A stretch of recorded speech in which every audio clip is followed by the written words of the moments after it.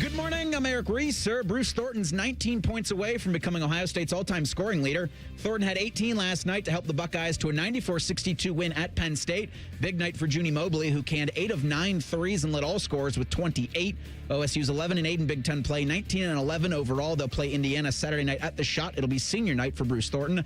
As for the 11th-ranked Ohio State women's squad, Buckeyes begin Big Ten tournament play today, battling Indiana at 2:30 in a second-round matchup. You can hear over on the Fan, too. That's 1460 on the AM dial. Tyler Danberg's going to have the call with coverage at 2:15. Winner gets Minnesota Friday in the quarterfinals. On the ice tonight at Nationwide, the Blue Jackets have the Panthers at 7. Head coach Rick Bowness told T-Bone and Tyvus this morning Jet Greaves will be in net.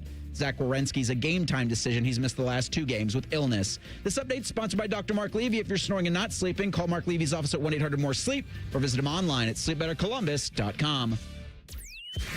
Your morning just got more interesting. Distilled and barrel-picked for your listening pleasure. Bo Bishop, a local sports media legend. What William T. Sherman was to the Union Army, he is to Northern College football. A husband, a father, and middling youth sports coach. He's friends with Central Ohio sporting royalty. Talking to Ohio State Athletic Director Ross Bjorken. Coach Day walking on with us right now. Good to see you, buddy. Good buddy Austin Ward. My good buddy Tim May, the Tim May Show. The great Doug Lavery's joining us. Hi, everybody. Dom Tiberi here. Oh, Reese came in and he handed me papers. Yeah, and then it's a rundown. And then he said, "You see that button? That's the only button you need to worry about. Don't touch. There's 8,000 buttons in front of me." Oh, I didn't know what he was talking about. The one that says on. We blew the budget on this imaging, and only 2 guys answered our ad on Craigslist. Ryan Baker and Eric Reeser. Act accordingly. You're now listening to Bishop and Friends. Bishop and Friends is sponsored by Diamond Seller, your true jeweler for over 75 years.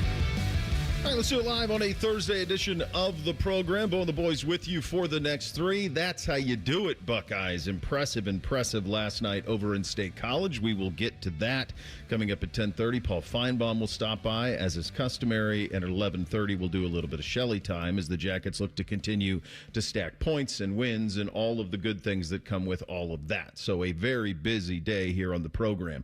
I did want to start here. I've mentioned this many times before, but it hit me again yesterday afternoon. As a kid, my view into the sports world was entirely from Sports Illustrated, and we didn't have cable, so it was vital for me. It inspired me to get into this and want to do this, and my love of sports came from getting the Sports Illustrated magazine once a week.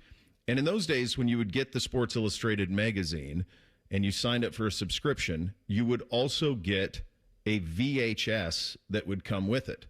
And sometimes it was great moments in sports. Sometimes it was a Super Bowl video of the NFL season.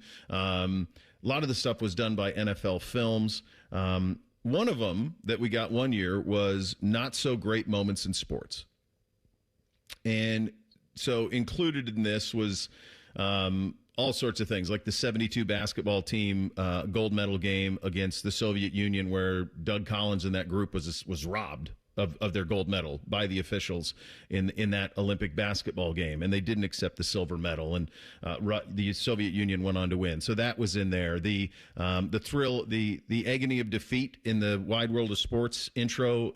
For the kids out there, you don't even know what this is, but there was a skier who went offline and just smoked himself, one of the most brutal wrecks you've ever seen.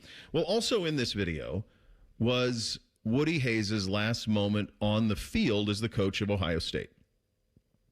The choke grab against Clemson, which all of you know, and so that was my first, and for a long time, only experience of Woody Hayes.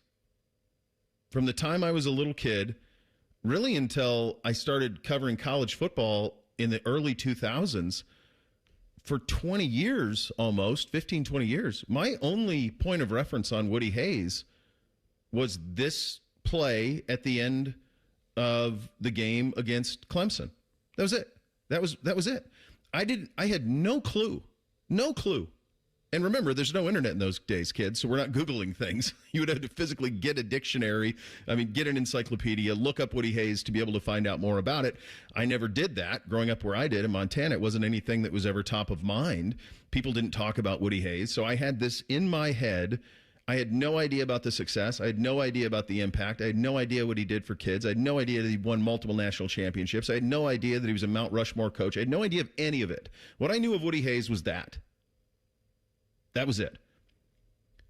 And I think there's some of that to the passing of the late Lou Holtz, who passed yesterday at the age of 89.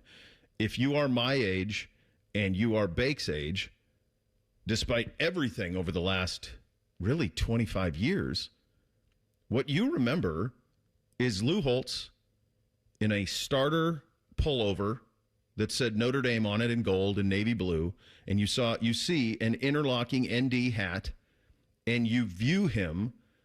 I remember him primarily as the guy who won a national championship at Notre Dame. And there was times during his stretch at Notre Dame where if you were to ask me how many national championships I perceived he won, it felt like 4. It felt like they were in the mix constantly. It felt like they never lost when he was there. And I couldn't stand him. I couldn't stand him. I don't know what it was. There was something about him. I always rooted for the U over them. I rooted for anybody who played Notre Dame. There were a lot of my friends who liked Notre Dame in those days. If you were into college football, there weren't that many teams to like, but a lot of people were Notre Dame fans. A lot of my best friends back home were Notre Dame fans. They were Notre Dame fans because of the 88 Notre Dame team, because of Rocket Ishmael and Jerome Bettis and all of those guys who played on those teams, Michael Stonebreaker, Zordich, all those guys. And that era of Notre Dame football created a massive fan base for that institution. If you are younger, like Reese, I'm very curious to hear where you come down on Holtz. If you are younger and you have no way of living through Holtz's run at Notre Dame, my hunch is you primarily remember him as the guy who would have these crazy debates with Mark May on the end of College Football Tonight, which was an incredible show. Was it Game Day? I can't remember what the name of it was, what the name of the show was. It was a great show. They would sum up the whole thing. Reese Davis would host it, and then him and Mark May, Reese Davis would be the judge, and those two guys would argue. And if you're of a certain age, you probably remember him for that. If you're younger, you probably remember Lou Holtz as this guy who sometimes would say some pretty crazy things on a mic. If you're really young, and like my kids, you remember him as a guy who was always trying to poke Ohio State, or at least that was the perception of it for them. And so when you think about an Ohio native, East Liverpool, Ohio, by the way, the amount of talent that came out of that area in all sorts of different fields in that Youngstown to Wheeling, Steubenville, all that area, it's really quite stupefying when you think about it. It's an example of your perception of someone is very much driven by when you first come in contact with them. And it shapes the way you view them. I don't think it's a stretch to say that over the last 4 or 5 years, Lou Holtz has been a little bit of a villain around here. I think that's probably fair, a little bit. But if you're a certain age, all you can think of is him at Notre Dame. But it's more than that, too. He resurrected South Carolina football. South Carolina football was nothing. It was the worst job in the SEC when he took it. And he took it before Steve Spurrier took it. And he won there, and he proved that you could win there. And then Spurrier took it to a little bit different level, and now you can be in the mix at South Carolina. But before he took that job, that was probably the worst job in the Southeastern Conference, save for Vanderbilt at that time. So as he passes, and you think about a 249, 132, and 7 record over his head coaching career that started at William Mary, NC State, Arkansas, Minnesota. I had forgotten that he coached 1 year with the New York Jets. Then he gets to Notre Dame. He's only at Minnesota for 1 year. Then he gets to Notre Dame. Then he steps down at Notre Dame middle of the 90s and then gets back into coaching at South Carolina. And then he gets on with ESPN, and he's on that show that I'm talking about, the Reese Davis, Mark May show. And I think there was some of that there because Mark May was a villain too. So when it just gets you to think about when someone passes, and this is all I could think about yesterday when I found out, and I think we all knew that this was coming. He made a statement over the weekend. This was going to be my last public comment, so we knew that we were headed in this direction. And a life fully lived, by the way. 89, incredible experiences, totally full life, inspiring life, all of it. But we really are remembered first and primarily by when we first come in contact with various people. And so for me, when I think of Lou Holtz, I think of Notre Dame. It's South Carolina for me as a coach. This was 2002, 2003. You're, in your teens. And so the Gamecocks is obviously kind of funny, right? If you're immature, like myself and my friends were. And, that's kind of where you start, spreading out the country. Obviously, the college football video game, you start going to different parts of the country and learning about different teams, different fan bases. And so Lou Holtz in South Carolina kind of came in the SEC really into my purview then, because you're leaving the Big Ten footprint because the NCAA football games gave you that ability to. And then, college football final, college football scoreboard he had with Mark May for all of those years, where Mark May's the villain and Lou Holtz, they always called him coach. And he did a good job on that show of just poking and prodding Mark. So that was a really fun tandem to watch because, what we still do is watch guys and just to see how we can disagree with them, how we can hear what that guy has to say and go, that guy's an idiot. But you still watch. And so that was myself and my friends, a lot of that viewing towards Mark May and Lou Holtz. And, obviously, the last couple of years he's been more adversarial towards Ohio State and towards Ohio State and its fan base. But, his first introduction to him was as a coach. And then when you start to learn more about a person because they're in your lives every week, every weekend, as Mark May and Lou Holtz were, you go in the Wayback Machine, you kind of learn about him. And that's a life lived for Coach Holtz. I don't know why, but from my younger years, and I remember Miami being good, but the first national championship I really remember is that Notre Dame one in 1998 or 88. There's always the 88 year and the 90 year always stick out in my head, and I think the 90 year was because Colorado and Georgia Tech split the national championship that year, but that Notre Dame one, because it had been a while for Notre Dame. It had been 11 years since they had won a national championship, so that was a big deal. And I think I've told this story before, Bo, but my grandfather won from a local radio station. I think it was the station that covered Notre Dame games. He won a football signed by that national championship team. The 88 Notre Dame team. The 88 team. And he gave it to me. And really? I didn't know any different. I'm thinking, man, this is cool. This is like a real college football. I take it outside and play with it. Oh, no. And ruin it. Now I wish I had that thing mint and pristine. But nobody was paying attention. I'm going outside and playing with this thing, and I ruin it. And boy, would I like to have that right now in my possession. Yeah. But I will just always remember Lou Holtz, and some people think he was adversarial towards Ohio State here at the end. I don't think he was. He loved Ohio State. He won a national championship at Ohio State as an assistant coach. You mentioned he wasn't born in Ohio, but he grew up in East Liverpool, went to East Liverpool High School, went to Kent State for college. I just think he was adversarial towards the new age of football. And Ohio State happened to be who he was talking about. And it caused a thing. And then Ryan Day, obviously, after that game, I want to know where Lou Holtz was. It had all of that. Yeah. But I thought this was interesting yesterday, Bo. Mike Greenberg tweeted this out about Lou Holtz. And he talks about how he was anchoring SportsCenter and Lou Holtz was there. And he was asking Coach questions, and Coach kind of turned it on him. And he was like, well, actually, Coach, my life's pretty exciting. My wife and I are expecting our first child in the next few weeks.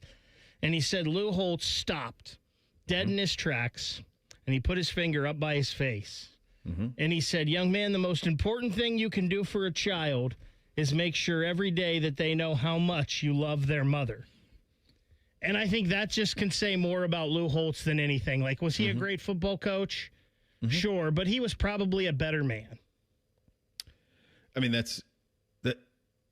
I have a, we're up against it a little bit. There's some more stories on this I want to get to, and some more reflecting on that era of college football coach and how we'll never see it again. I really believe that. Bishop and Friends, right here on The Fan. Unlike your deadbeat uncle, we'll never leave you stranded in a ditch when you were 6. This promo may have been a touch too specific. The Fan. Winning isn't everything, but at Tim Hortons, every day's a chance to win when you play Roll Up to Win. Maybe it's a free coffee or donut, or a year's supply of fuel from Shell. That goes a long way. Maybe it's a Kobo e-reader, or up to $1,000 in Uber Eats gift cards, or even a VIP getaway to see Cirque du Soleil. Okay, not something you win every day. Roll Up to Win, only at Tim Hortons. No purchase necessary, 18 plus, ends March 22nd, 2026. Tim Hortons app required for digital game. Use the app to reveal digital rules. Game cups while supplies last. Offer a chance to win food and beverage prizes only. See official rules at rolluptowin.com. There's an old story about cat toys that's been retold for over 20 years because it perfectly explains who we are. This is Dennis Sullivan, president of Care Heating and Cooling. Years ago, a couple who shared their house with 3 cats had another company out to look at their furnace. After working on it, the technician said it was dangerous and had to be replaced. The couple called Care for a second opinion, and my dad Mike went out to help them. When he inspected the furnace, the cause of the problem became obvious. A cat toy had been stuffed into the heat exchanger. With the toy removed, the furnace ran perfectly. Now, how did the toy get there? You can decide for yourself, but here's what mattered then and still matters now. The first company paid commissions to their service techs to sell new furnaces. At Care, we pay our technicians to fix furnaces, not sell you a new one. And if a new furnace is needed, our team of replacement specialists will advise you on all options available and help you make your best choice. Care Heating and Cooling. Call 1-800-COOLING when you need a company you can trust. Veterans and active duty service members. When your call to service ends, your mission doesn't have to. Go from GI to IT in just a few months at My Computer Career. Prepare for a high-demand career in cybersecurity, protecting people, systems, and institutions from real cyber threats. Cyber warriors are needed now. Will you answer the call? Go to mycomputercareer.edu/CWP to learn more. That's mycomputercareer.edu/CWP, an elite CompTIA certification partner. VA education benefits are available to those who qualify. This is Gordon Miller from Miller Lending, the original home of the no closing cost mortgage. With interest rates at their lowest level in 4 years, what's stopping you from taking advantage? Maybe it's the thousands of dollars in closing cost? Well, what if I told you that those costs aren't required and that you decide whether to sacrifice $15,000 to $20,000 of equity at closing or zero? At Miller Lending, we're all about zero and have been offering no-cost loans since 1987. With no title closing or origination fees, imagine having the freedom to refinance any time a lower rate becomes available or a need arises. Even 0.5% lower in rate results in savings of over $100,000 over the life of your loan. So why wait? No-cost loans are real and here to stay. Simply call Miller Lending and see why thousands of satisfied clients have made that choice to say goodbye to closing costs forever. 877-9-NO-COST. That's 877-9-NO-COST. Or simply apply online at nocostmortgage.com. Miller Lending is an equal housing lender and MLS number 250-2146. Join our resident gambling degenerates Steve Biddle and Scotty Vegas for On the Money, Sunday mornings at 9. Presented by the Sportsbook at Hollywood Casino Columbus. Must be 21. Gambling problem? Call 1-800-589-9966. The Fan. Hello, it's John Kozik, founder and president of TurboTrack Realty, and I buy real estate as is fast for cash. Give us a call today for an all-cash offer at 614-470-2000, 614-470-2000. I buy vacant properties, inherited homes, divorce situations, death in the family, apartment buildings, commercial properties. I even buy my tenants won't pay me the rent houses. Give us a call today for an all-cash offer at 614-470-2000, 614-470-2000. When we make time to read with kids, children get the message that reading is important and fun. When we read books that have characters of all races, backgrounds, genders, and abilities, students can discover their own voices and learn from the voices of others. I'm Ohio Education Association President Jeff Wensing.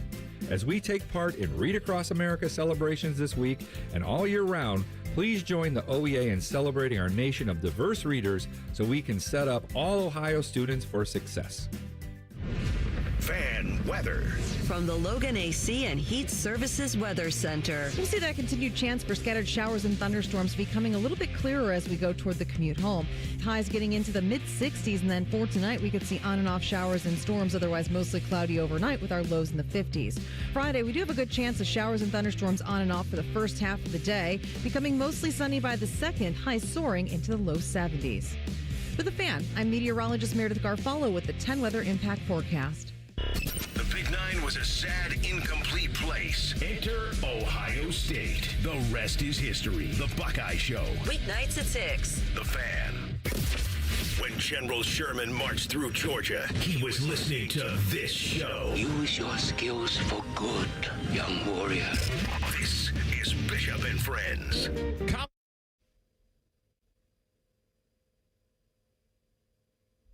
Yeah? Okay. We're good? Just hit a wrong button. The man hijacked our show. All of a sudden, man's in there? Just hit a wrong button. It's all good. It's all good, Bake. It happens. When I was in Tallahassee, I got to know Bobby Bowden really well, and he spoke so glowingly of Lou Holtz. And there's a legendary story, and we actually had the video at the television station I was working with of Randy Moss practicing for Florida State.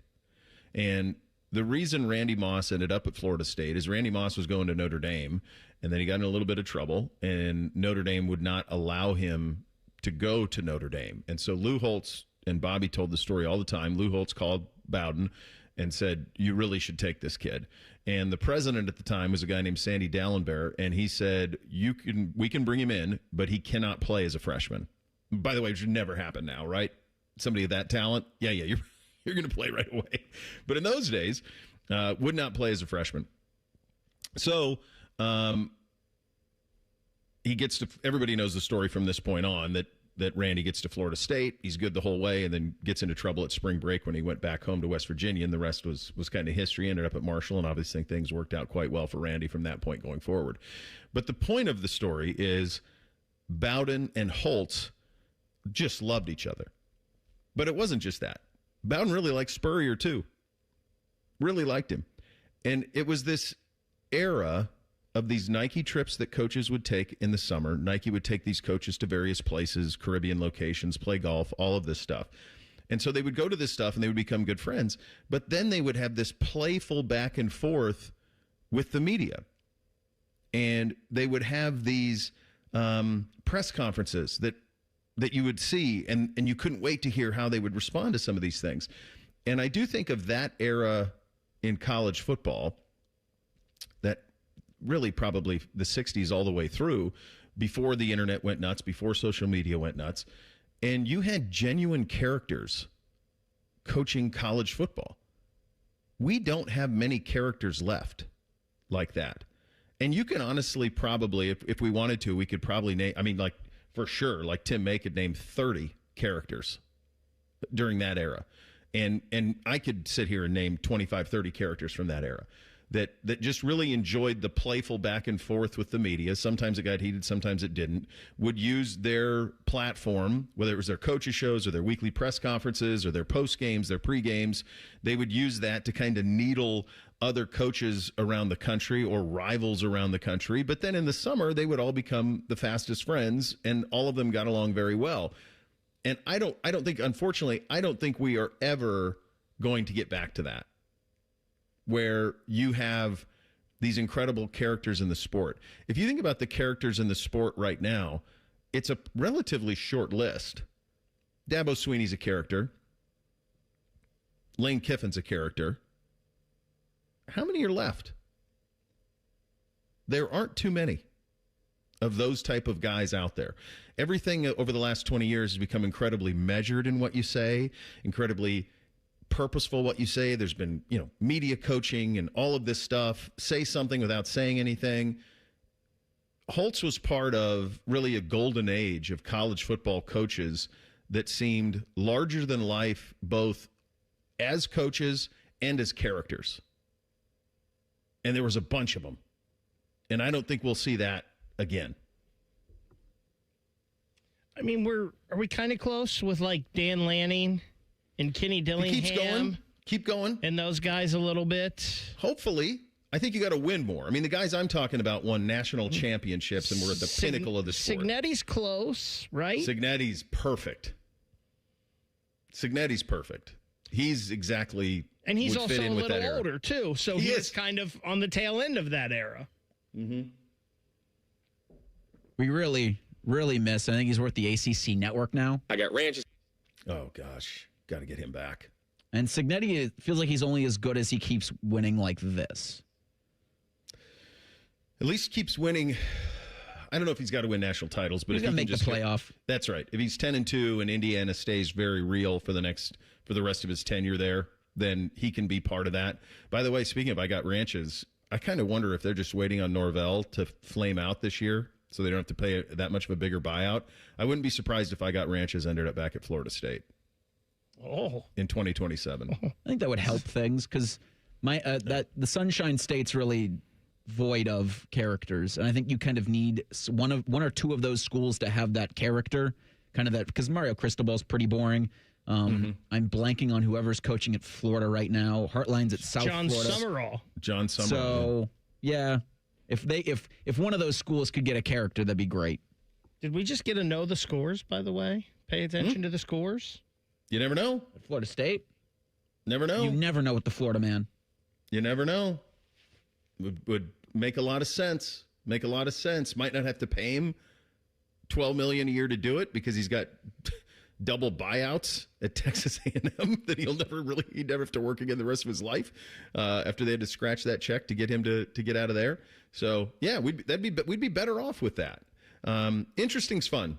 Interesting is very, very fun. And Lou Holtz was interesting.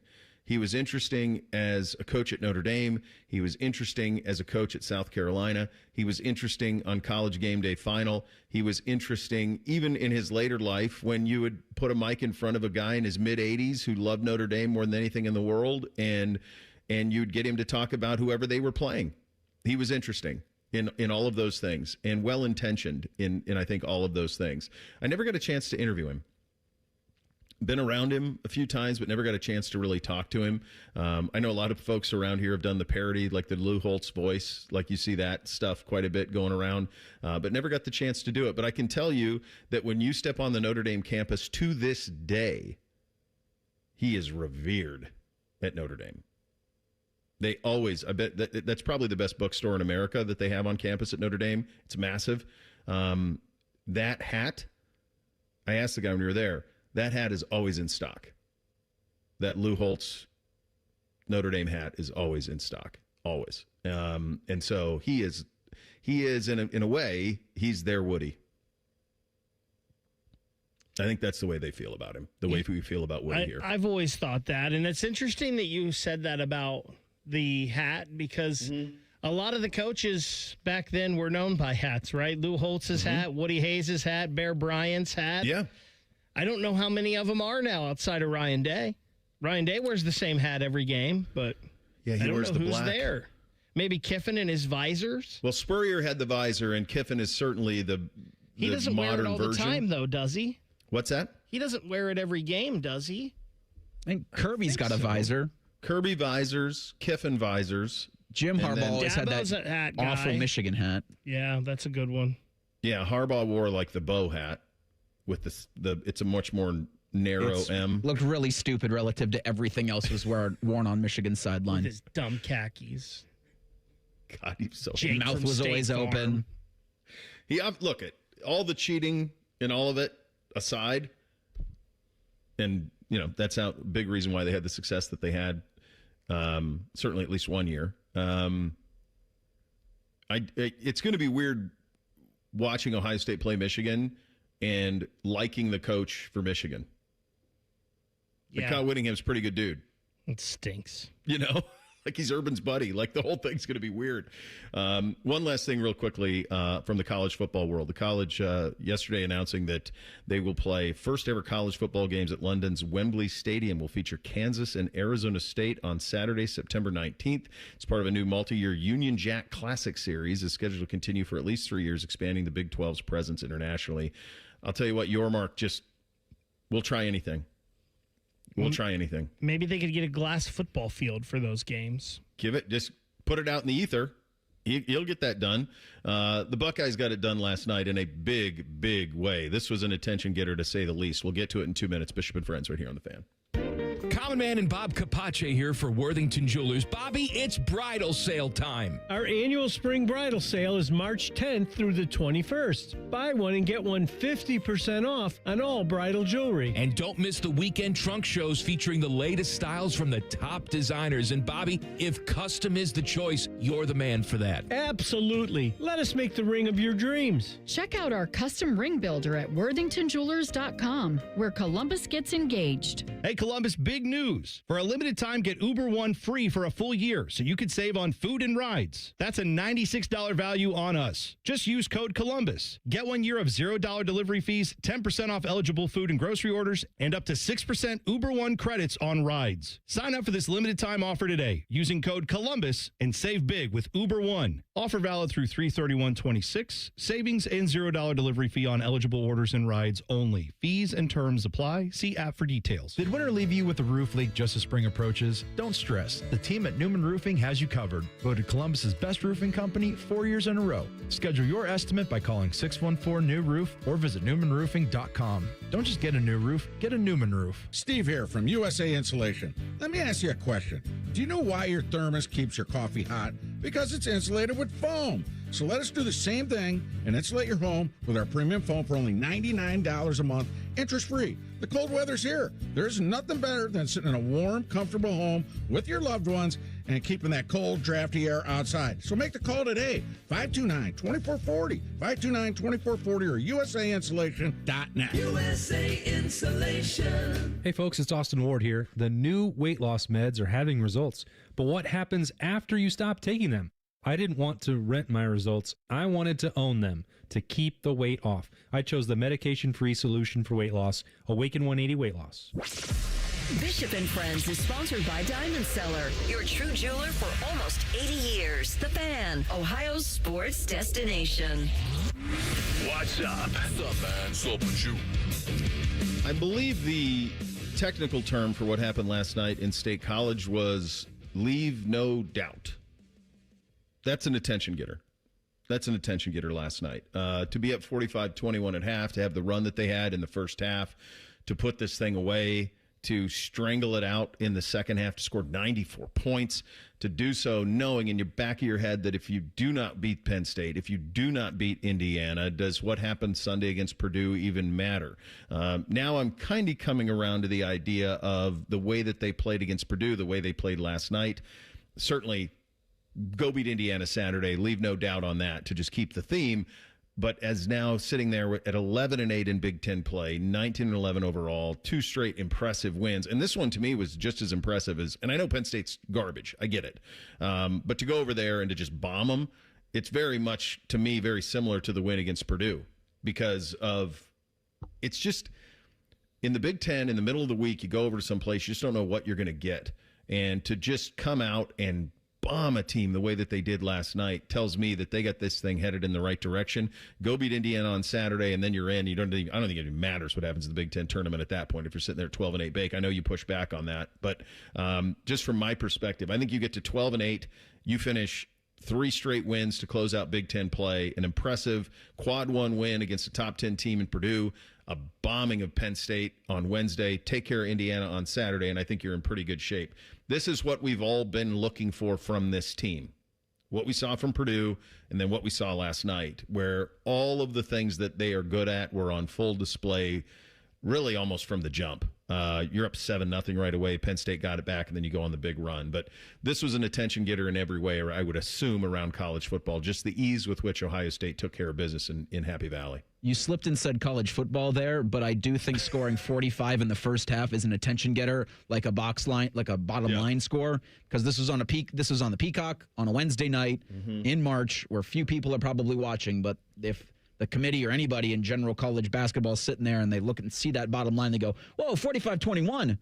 Ohio State's put it to Penn State, and then they go on 94-62. You just see that score after they beat the 8th-ranked team in the country, and if I think Ohio State's able to put on maybe a similar 8 to 10 point win over Indiana, who's right now riding as Indiana's probably the most bubblicious team in the Big Ten. I think you're able to really cement your case. It would help, I think, to your point, a win or 2 in the Big Ten tournament.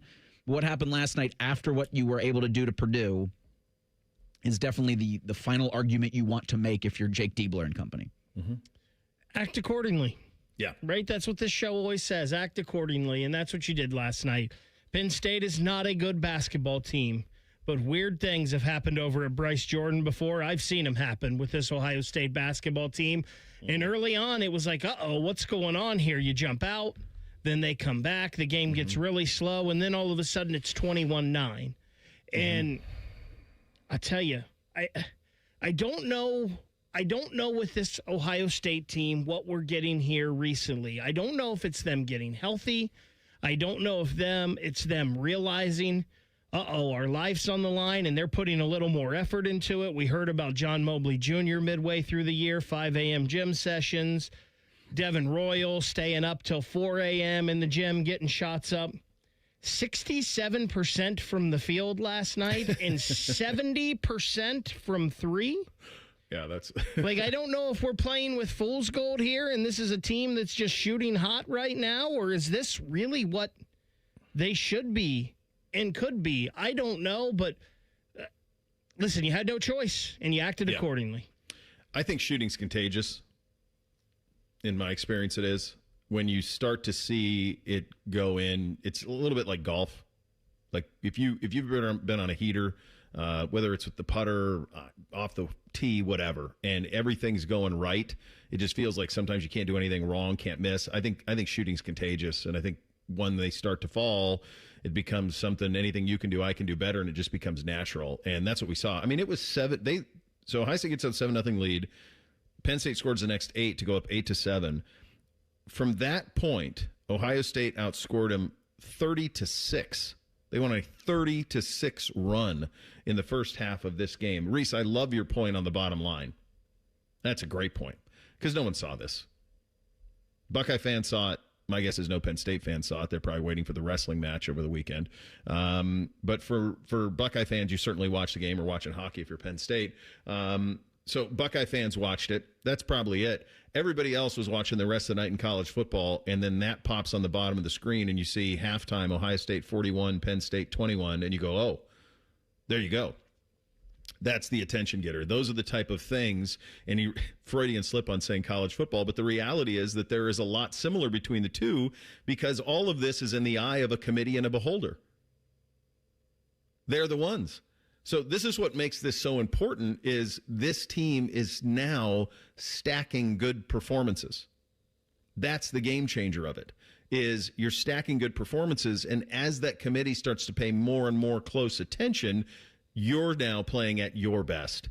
And that's, I think, what makes this such a fun time and everything that we were kind of hoping this team could be by the time we got to this time of year. Here is Jake on the first half and the way they were able to pull away. Yeah, you knew they were going to respond in their gym, and ton of respect for coach and what they're doing. A lot of young players out there, and then I can relate to missing somebody kind of close to game time, and that matters. It matters. So we knew they were going to respond, and the important thing for us was execution on both sides. Like we had to show great toughness and fight this game. We were pushing for that consistency, but I thought our execution on both sides of the ball was really good, particularly in the first half. The other thing that with this Buckeye team, obviously Mobley was unbelievable last night. He had 28. This team is rounding into form from a health perspective at the right time as well. Here's Jake on that. Yeah, it makes a big difference, right? And it's not only the availability on game day, which is certainly the most important, but being able to actually practice with guys who are going to play makes a difference as well. And so we're trending in the right direction regarding that, and we're hopeful even as we conclude the regular season and get into Big Ten tournament play that we could get Brandon back as well. So I think everything is trending in the right direction for us regarding that. Puff had a little bit of a setback in practice. This place I know has meant a lot to him, and he was disappointed he couldn't be out there. But hopefully, we'll get him looked at when we get home, and hopefully this is a quick turnaround for him to get him back out there. But yeah, yesterday in practice, we tried to give it a go. We just couldn't get him ready and get him back out there in time for the game. On the health front, I saw Diebler's doing the media tour here, and after last night's game, he was on the field of 68. Yeah. And he was talking about Brandon Knoll, and he said, I'm pretty sure we're going to see him suit up before the season is over. Well, the regular season is over on Saturday. Yeah. So does that mean he's playing in the Indiana game? Are we getting him in the Big Ten tournament? What are we having here, Jake? Let us know for sure. He was on the plane doing that interview, too. And so I do think for Brandon, you put him out there for a little bit against Indiana. I don't necessarily don't think he starts, especially with the way, Tilly is playing, Bynum especially. You have Yagovin coming off the bench. I mean, your size is in a great spot right now, but if you can get Noel warmed up a little bit before the Big Ten tournament, I think you like your chances to take one or two in Chicago. I mean, when is the last time he played? January. Early January? Very early. Like the year might have just turned over. Yeah, he played against Nebraska, played just 8 minutes. That was on the 5th. So he's been out 2 months. Yeah. Be nice to have another healthy body you can throw out there, though. Yeah, it would. It's funny, like you get into such a, one foot in front of another. I had forgotten the impact that he was having. I mean, he's playing basically 20 minutes a night, multiple double-digit rebound games. So you want to talk getting healthy at the right time. All of those things are tracking for this Buckeye team. You still think they need wins in the Big Ten tournament, Beck? I mean, you don't want to leave it to chance.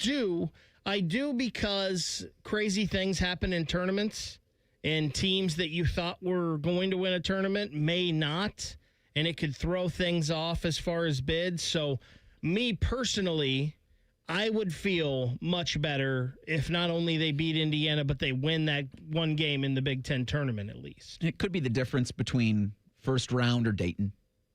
And I think that's really important right now. Dayton is the first round, Reese. Not on this show, it's not. Well, yes, but also no, and I hate it. Ohio State right now at 11-8 in conference play. Iowa's at 10-8. Indiana's at 9-10. I think USC. Gosh, I called Indiana the most bubblicious Big Ten team because USC lost to Washington last night. I think that killed the Trojans dead.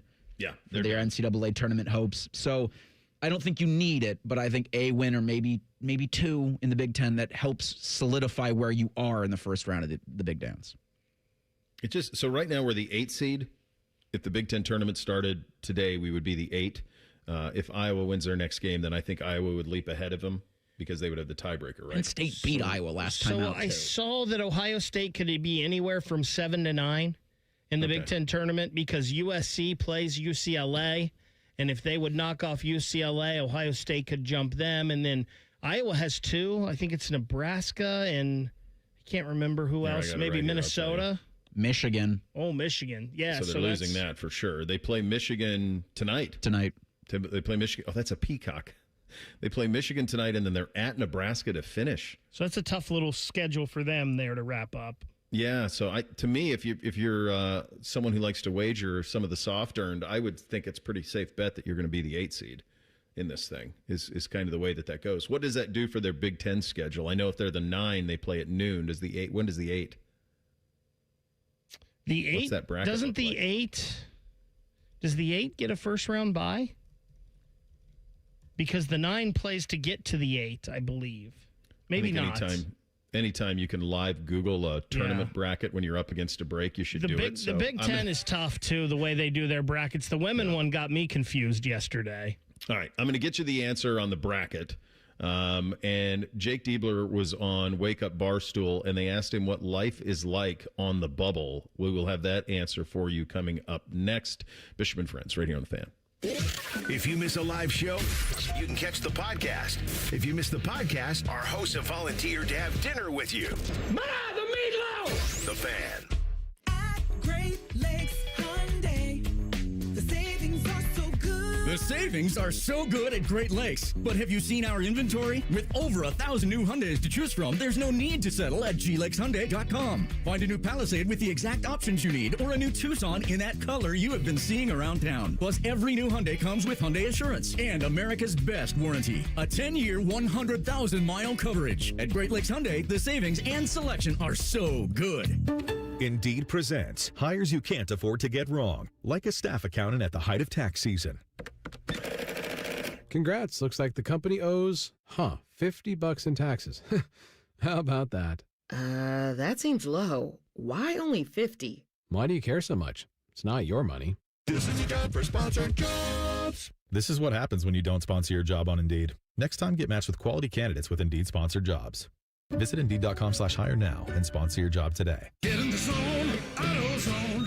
Welcome to A to Z Savings, our biggest sale of the year. Happy to be here. Can I get some rotors? Would you like brake pads with that? How much are the brake pads? Free with Duralast rotors. Free. Really? Really? Free. I also need some oil. Would you like an oil filter with that? Yeah. How much is that? Free with the oil. Free. Really? Really. Free. It's part of A to Z Savings with hundreds of deals. From A to free. Get in the zone, AutoZone. Ends March 9th. Restrictions apply. Aetna was there for me as I was going through a rough medical patch this year. I had peace of mind, which helped with my healing. Those words from a real Aetna Medicare Advantage member speak to why U.S. News & World Report named us a best Medicare Advantage company. Because we show up on calls with members and doctors' offices when requested. We show up with the latest in online tools for easier access to healthcare. We show up for you. Because that's how healthier happens together. Member feedback has been edited for length and clarity. Care Heating and Cooling. Honest technicians, honest pricing. Call 1-800-COOLING. Veterans and active duty service members. When your call to service ends, your mission doesn't have to. Go from GI to IT in just a few months at My Computer Career. Prepare for a high-demand career in cybersecurity, protecting people, systems, and institutions from real cyber threats. Cyber warriors are needed now. Will you answer the call? Go to mycomputercareer.edu/CWP to learn more. That's mycomputercareer.edu/CWP, an elite CompTIA certification partner. VA education benefits are available to those who qualify. All your favorite fan shows are on YouTube, along with those fake YouTube ads like chew this gum and it grows new teeth. Experience the splendor of Bo sitting in his closet, Timmy Hall's gouty gold chains, and Matty Ice wearing a coat in 90-degree weather. It's all there. Head to YouTube and subscribe today. Hey, what's up? It's T-Bone. Spring can be a tricky season weather-wise, but new windows from Window Nation can keep your home comfortable no matter what's going on outside. Plus, in March, the more you buy, the more you can save. Up to 50% off all window styles. Visit windownation.com for your free consultation today. Remember the old days when football used to have an off-season? Well, we at the Fan think that really sucked. That's why we bring you Austin and Berm, America's #1 resource for Buckeye football conversation, is voted by Fake Surveys Incorporated. Catch their daily podcast called The Beat and their breaking news podcast, Snap Judgments, as they broadcast live from Roosters on Mondays, and they come right to your house and massage your tender areas. They'll do it all. Austin and Berm on the Fan's YouTube channel and 10 TV+. The best words to hear at the TSA security checkpoint? You're good to go. All it takes is a little preparation. Get to the airport early, bring a carry-on bag that fits in the overhead, and have an acceptable ID. Not all state-issued IDs will cut it. Check out tsa.gov/ID and see which TSA acceptable IDs make the grade, like a real ID or passport. Before you jet, do a little prep, and you're good to go. Check out tsa.gov/ID or the MyTSA app. All your favorite fan shows are available when you want them. Head to 971thefan.com and hit that subscribe button. The Fan, Ohio sports destination. Taking the art of sports radio and day drinking to a whole new level. You're listening to Bishop and Friends. So you're right. The Big Ten bracket is a little tricky when it comes to the way that it all shakes out in terms of, I mean, you're talking about 18 teams in this thing, so that's what makes it a little bit tough. So 16 plays 17. This all starts next Tuesday, by the way, guys. Tuesday is the first round. 16 plays 17 at 4 o'clock, and then these are Peacock games, and 15 plays 18. If the Buckeyes are the 9, they will play Wednesday at noon, because all of this is Central Time. Is it in Chicago? Yeah, United Center. And that's not what Rothman and Ice want. Well, they do want that, but they don't want the extra show. No, of course not. They're hoping for 9. They need Iowa to spring an upset here, and then all of a sudden you get, vacation at the end of the week. I still think that bit's a good bit. Fish selling them on that, I think, is a very good bit. So if you're the 9 seed, you play at noon on Wednesday. The 8 seed plays the 9 on noon on Thursday. You win that. So that right now, that would be, as it stands right now, Ohio State, Iowa would be the matchup. Buckeyes is the 8. They would play Iowa in Chicago on Thursday, March 12th at noon. Win there, and you just stay in that noon avenue. You now are playing Friday at noon against the 1 seed. So that's where it would get very difficult. So from a seeding perspective, if you can stay in that 8 slot, and then you can win that game. Now you're playing Friday at noon against the 1. You do that, and that's a path for success. All of this is happening, and it's been this way for – it's amazing how they mirror each other, the Blue Jackets and Buckeye basketball. The Blue Jackets chasing the 8, Buckeye basketball chasing the bubble forever. Jake Diebler, as you mentioned, he did an interview at the Field of 68 last night on a plane, and then this morning he got up early, and he did an interview with Wake Up Barstool. And Mark Titus, former Buckeye, asked him, what's it like being a coach with a team on the bubble? If you're in college basketball, you have an awareness of what's going on, right? So I'm not going to sit here and pretend like I have no clue where we're at. But I am focused on helping our guys be ready because there's so much outside noise right now that we have to have tunnel vision, laser focus. And, our guys have done that. I think that combined with the fact that we're actually a lot healthier than we've been is a big reason why we're playing the way we are. So we got to keep doing that. I think our metrics and all that stuff will speak for themselves. We're in a good position from a net and that WAB stat that they're talking about. So I like where we're at, but you know what? We got to focus on the task at hand, and that's a big game against Indiana on Saturday. Now, Ken Palm, I know. I don't have any idea. What did he say? A WB stat? WAB stat? I thought he said Reimer? I thought he said UAB, like University of Alabama Birmingham. The hell is that? Maybe it was UAE, the United Emirates, or what? Reimer is screaming right now. You idiots! I don't know what that is. He's got 12 tweets about it. So there's something called a WAB ranking. I'm on the NCAA's website right now. What does it mean, Reese? Tell me. I don't know about the acronym. Enlighten. I'm just seeing WAB ranking, and I'm scrolling. Ohio State is 39th in the WAB ranking with a 1.53. Duke is the leader in the country at WAB with 11.96. So WAB. Michigan, third, 11.50. All right, the acronym I couldn't tell you. Oh, wins above the bubble. Wins above bubble. Today I learned. What in the hell does wins above bubble mean? All right, so, God, AI is pretty good for this stuff, as terrifying as it is. And as it was added this season, so that's good. So we learned it this year. Unlike predictive metrics like Ken Palm, WAB only cares about wins and losses, not margin of victory or efficiency. A higher WAB indicates a team has overperformed against its strength of schedule, while a lower WAB suggests they have underperformed against the strength of schedule. WAB has become a critical tool for NCAA committee, often correlating more closely with final tournament seeding than the net rankings. Helps determine which teams deserve to be in the field by directly comparing their record against standard average teams. Can you imagine who pitched WAB to that committee? Where it came from, who put the algorithm together, and then the committee going like, yep, sold. Let's do it. We're in. WAB it is. So they're 39th in that. So I would say we got nothing to worry about, right? Is that the idea? Buckeyes will next be in action against Indiana on Saturday here to close out the season. In terms of the other bubble teams, Indiana won last night 77-47. They are 9-10 in the league. They are going to be desperate to get that 10th win. I'm with you on US. I think USC's cooked at this point. They're a program in complete disarray with what's going on. Kicked off their leading scorer, all of that stuff. So to me, they're cooked at that point. In terms of the Buckeye women, they play Indiana today at 2:30 in the second round of the Big Ten tournament. The pregame is on the Fan 2 at 2:15. And so you have that going for you, which is nice. The Blue Jackets back in action tonight. They did have a good night despite not playing last night. The Ducks did beat the Islanders 5-1, so that snaps New York's 5-game win streak.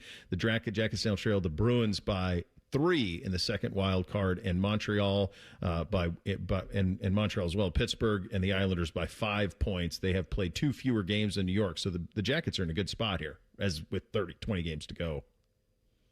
I think we broke this down yesterday. They've got 22 games left. Yeah. If they would go 14-8 in those games, and they have a pretty tough schedule here. A lot of the teams they're playing are battling for playoff spots. But if they could go 14-8 in those games, that would be 98 points. I cannot believe if you get to 98 points, you're not making it in the postseason. So just keep doing what you've been doing under Rick Bowness. Keep playing hard. Keep playing defensively. Keep playing fast. and hopefully you're going to be okay. Get Zach Wierenski fluids. I know he was on Rothman and Ice yesterday saying he's never missed that many games with illness. He's never missed any game due to illness. With the kind of illness he's been battling. Rick Bowness was on with T-Bone and Tyvus this morning, so it'll be a game time decision. Boone Jenner's still monitoring his lower body injury. So how confident are we he's not being traded? Pretty confident. Okay. Man, do you see the prices these guys are getting, though? I did. Oh, I saw the trade Chicago made yesterday. It's exorbitant what these teams are paying so far ahead of the deadline. That's tempting, right? It's very tempting. It's very tempting. You're taking calls. You're at least listening. You always pick up the phone. So last year, the last team in the East had 91 points. The Canadians and the Devils had 91. We were at 89. So, 98, smooth sailing, if you can do that, if you can get into that spot. So this is, by the way, guys, just a reminder, and we'll have Shelley time coming up at 11:30. Trade deadline is tomorrow. It's your last chance. You're going to play tonight. Is it at like 4 o'clock? Usually NHL stuff's at 4 o'clock. It's either 3 or 4. I think it's 3, but... Yeah. It's always late afternoon on that Friday. So you'll have all of... I'm guessing it's a full slate of games tonight in the league. Let's see. Last night was pretty busy. 1, 2, 3. Not a full slate. Actually, relatively quiet. Just 7 games in the league tonight. So 14 teams playing, and with those, tomorrow night's the deadline. With those games tonight, you're rooting for Utah over Philadelphia. Mm-hmm. Just, I don't know, Buffalo and Pittsburgh, probably Buffalo, but just no overtime in that game, no extra points. You just beat Nashville. Go Nashville tonight against Boston. Yep. And then Kings. The New York Islanders are in L.A. to take on the Kings. So, Artemi Panarin, help us out, bud. Of course he's in L.A. Of course he was going to end up in L.A. Second hour of the program coming up next. We open up the mailbag, a lot of good ones. We will get to that. And then in addition this hour, Rothman's worried about me playing Augusta? Genuine concern? No, he thinks you're going to. I think he's just trying to know the scores, and I think he's a little excited, a little jealous. My man. We'll get to all of that coming up next. Bishop and Friends, right here on The Fan. The radio couldn't contain us, so we've taken over YouTube. Catch Morning Juice weekday mornings at 6 by searching 971 The Fan. Do it. Winning isn't everything, but at Tim Hortons, every day's a chance to win when you play Roll Up to Win. Maybe it's a free coffee or donut, or a year's supply of fuel from Shell. That goes a long way. Maybe it's a Kobo e-reader, or up to $1,000 in Uber Eats gift cards, or even a VIP getaway to see Cirque du Soleil. Okay, not something you win every day. Roll Up to Win, only at Tim Hortons. No purchase necessary. 18 plus. Ends March 22nd, 2026. Tim Hortons app required for digital game. Use the app to reveal digital rolls. Game cups while supplies last. Offer a chance to win food and beverage prizes only. See official rules at rolluptowin.com. No matter where you are, Coughlin is there, in store or online. CoughlinCars.com. 13 new car brands, over 1,000 pre-owned vehicles, 17 convenient locations for sales, service, and parts, plus 4 state-of-the-art collision centers. CoughlinCars.com. Shop locally owned, CoughlinCars.com. Coughlin has the car for you. Hi, I'm Dr. John Runyon from Runyon Dental Group. Are you missing teeth or do you have uncomfortable dentures? Dental implants can not only transform your smile, they can restore your confidence and allow you to eat those foods you love that you've been missing. When I was in my early 30s, I was in a similar situation needing complex dental work and dental implants. I understand all the emotions that you're feeling because I've been the patient and I know that we can help you. Schedule a free consultation today at runyondentalgroup.com. That's runyondentalgroup.com.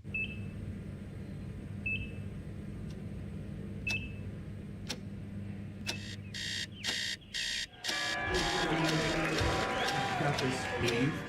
Breathe. You got this. You got this.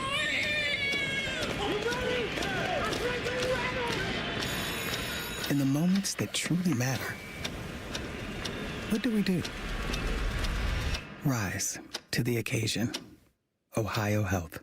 It's time. At Babs R Us, we believe home improvement is life improvement. As the Midwest's fastest growing 5-star bathroom remodeler, we're more than just transformations. We're a community driven by a mission to bring your dreams to life. Our installation team, part of the Babs R Us community, isn't just skilled. They're dedicated to respecting your home. Each day, they bring craftsmanship and hustle, turning your dream space, no matter the size, into reality. Together, we embrace a culture that values diversity, collaboration, and giving back. From supporting local projects to fostering a workplace where every voice is valued. Babs R Us is more than a company. It's a community of experts. We're also expanding locations to create more possibilities for homeowners across the Midwest. Wherever you are, you'll find us ready to turn your dreams into something you can see, feel, and enjoy every day. Right now, get $1,500 off a shower or tub replacement or $3,000 off a full bathroom remodel. Plus, low to no monthly payments. Call 380-225-BAB to schedule your free estimate or go to babsrus.com. Babs R Us, where dreams soak in. Mortgage rates have dropped, and the best news is they're expected to go down even more. Hi, I'm Mark Stefanski, Chairman and CEO of Third Federal. If you've been thinking about buying a new home, now is the time. And with Third Federal's Buy Now, Refi Later program, you don't have to wait for rates to drop again. You get the guaranteed lowest rate now, and if rates drop later, even after you close, you can refinance to a lower rate for free. That's right, for free. And now with Third Federal's early rate lock, you can lock in the guaranteed lowest rate even before you find a house. So you'll always have the best rate. So don't wait. Call Third Federal today and lock in the guaranteed lowest rate. Right now at Third Federal, lock in 5.89%, APR 5.91% on a 30-year fixed-rate purchase mortgage and refinance later if rates go down for free. Visit thirdfederal.com or call 1-800-3RD-FED today. APR reflects 15% down for $350,000 loan amount. Rate requires automatic payment program and is subject to change. Restrictions apply. See conditions for buy now, refi later. Lowest rate guarantee and early rate lock at thirdfederal.com. Equal housing lender. Tom's Garage Doors. Tom's Garage Doors. When it comes to garage doors, no one knows more.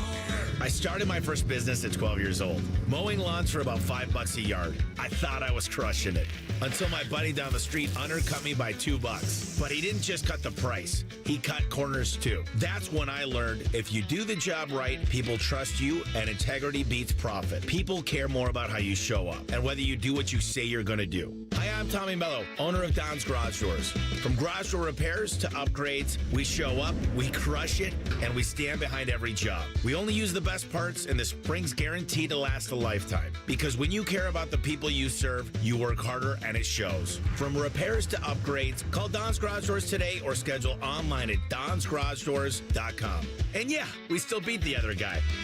Tom's Garage Doors. Tom's Garage Doors. When it comes to garage doors, no one knows more. Broadcasting live from the McDaniel GM Superstore Studios. Driving excellence since 1916. Chevrolet. Together, let's drive. WBNS HD1 Columbus.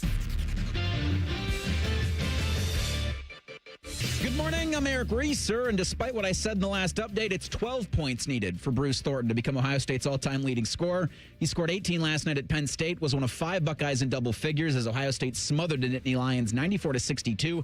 Junie Mobley led with 28 to power Ohio State to 11-8 in Big Ten play, 19-11 overall. They'll celebrate Bruce Thornton Saturday night for senior night against Indiana at 5:30. This afternoon, the 11th-ranked Ohio State women's squad plays Indiana in the second round of the Big Ten tournament. Tip-off from Indianapolis is 2:30. You can hear it over on the Fan 2. That's 1460 on the AM dial with coverage at 2:15.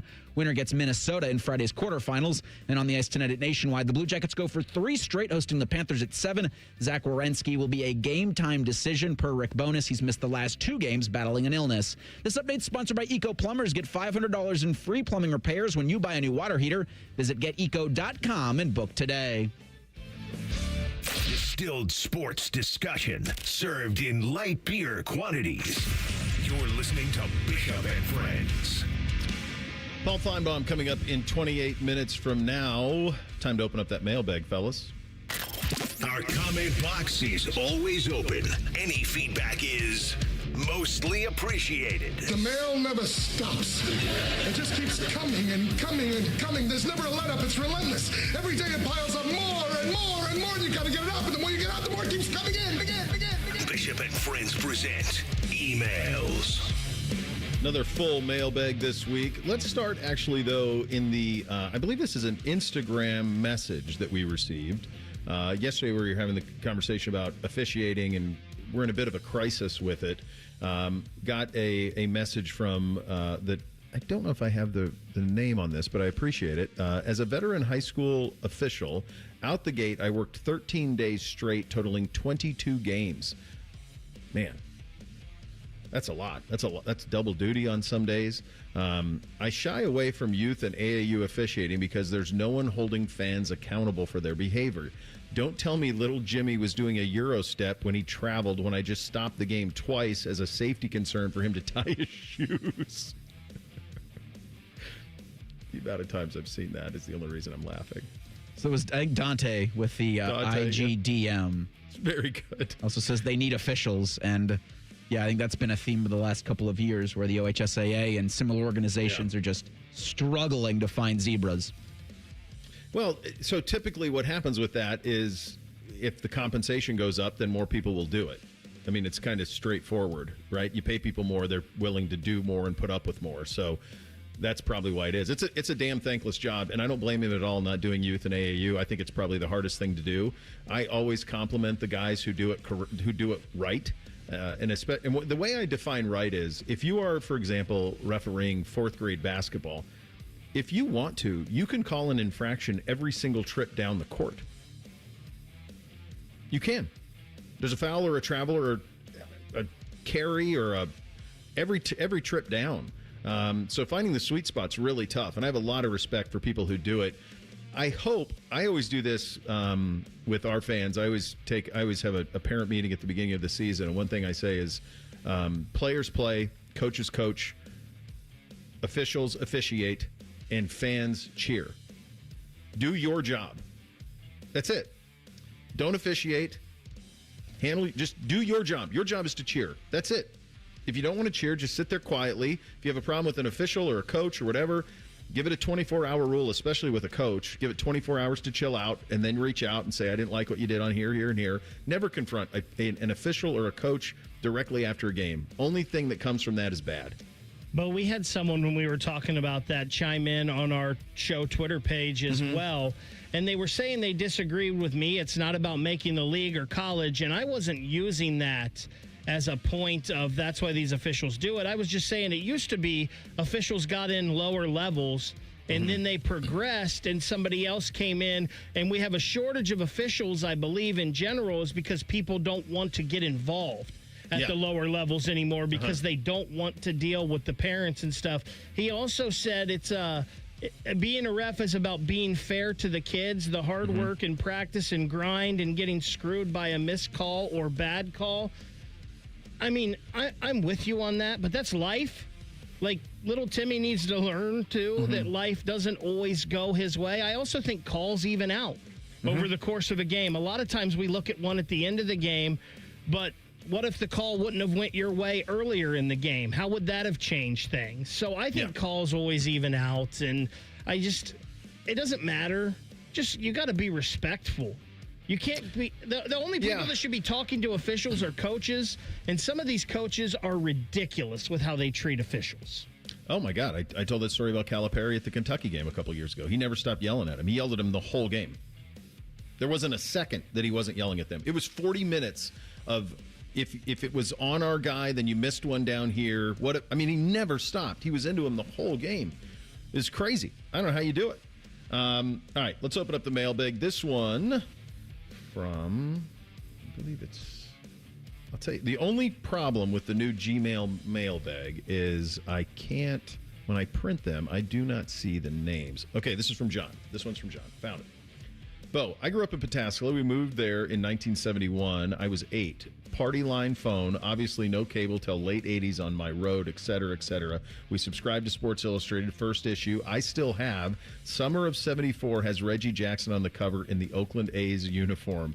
Love to hear your recollection of your days past as they mirror mine. Different locale, different time, but similar memories. Dad have season tickets still. Most OSU games on the radio. We loved Woody Hayes. Remember the Clemson game like it happened yesterday, and the following morning in the kitchen it was a funeral setting. By the way, Lou Holtz was on the 68 Ohio State staff, won a natty with Woody. Also love the family stories. Thanks for doing what you all do. Thank you, John. Thanks for listening. I have the first one. It was a Kansas City Royals World Series winning cover in 1985 was the first issue of Sports Illustrated that I had with the great George Brett. It's amazing. Yeah. Still have it. Here's another one. This one from Mary. The subject is Lou Holtz. You're good, but wrong in this case. Lou was born in Folensby, West Virginia. I got that from his book, Wins, Losses, and Lessons. Learn something in Google YouTube for his speech on the 3 rules for life. You're from Montana. My daughter and family live in Bozeman. Bill actually wrote that. Bill, thank you for that. Yeah, I am very familiar with the Bozeman area because that's where Montana State is. I think, so what I said is he's from East Liverpool.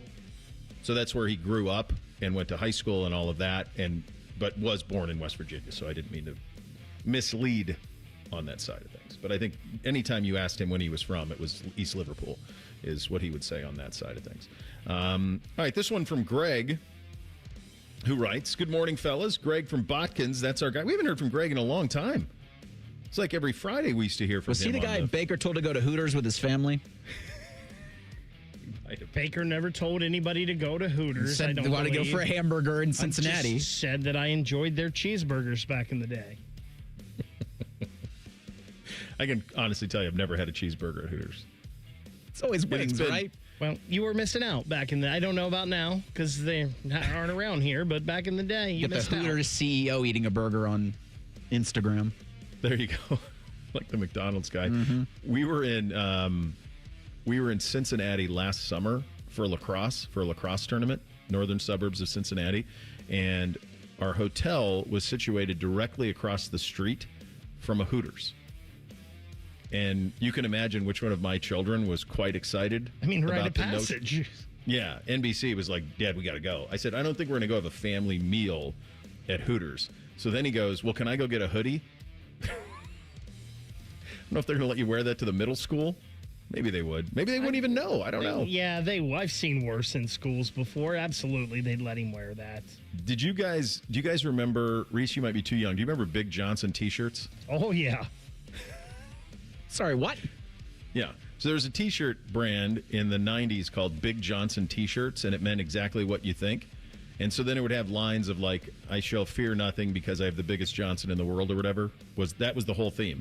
And so we would wear these. We'd get our hands on them. They were like gold. You couldn't wait to wear them. And we would wear them to school. And it took probably 2 months before the teachers were like, yeah, those are illegal. I don't think you can wear those. But it lasted a while. I only had one. Big dog shirts? Yep. I remember those. Yeah. And I'm so sorry we completely deviated from Greg's actual email. That's right. Well, sorry, Hooters Greg. and Big Johnson, it happens. This one from Greg. Bo, I beg you to take your boys to the NFL Combine because our boys had the time of their lives. The Combine started on Friday with our boys getting a selfie with Lorenzo Styles. Saturday morning, we ran into Rich Eisen at breakfast. Our boys love Rich. Rich was given some jabs about us being Buckeye fans when I asked if he got the Christmas gift from Connor Stallions. Bo, I took your advice and stayed at the JW Marriott. That's a good job out of you, where we ran into Diego Pavia at dinner, then ended up drinking an old-fashioned with Drew Rosenhaus. I asked Drew what is the wildest thing he's ever seen as an agent. Drew went into a detailed discussion about the Raiders.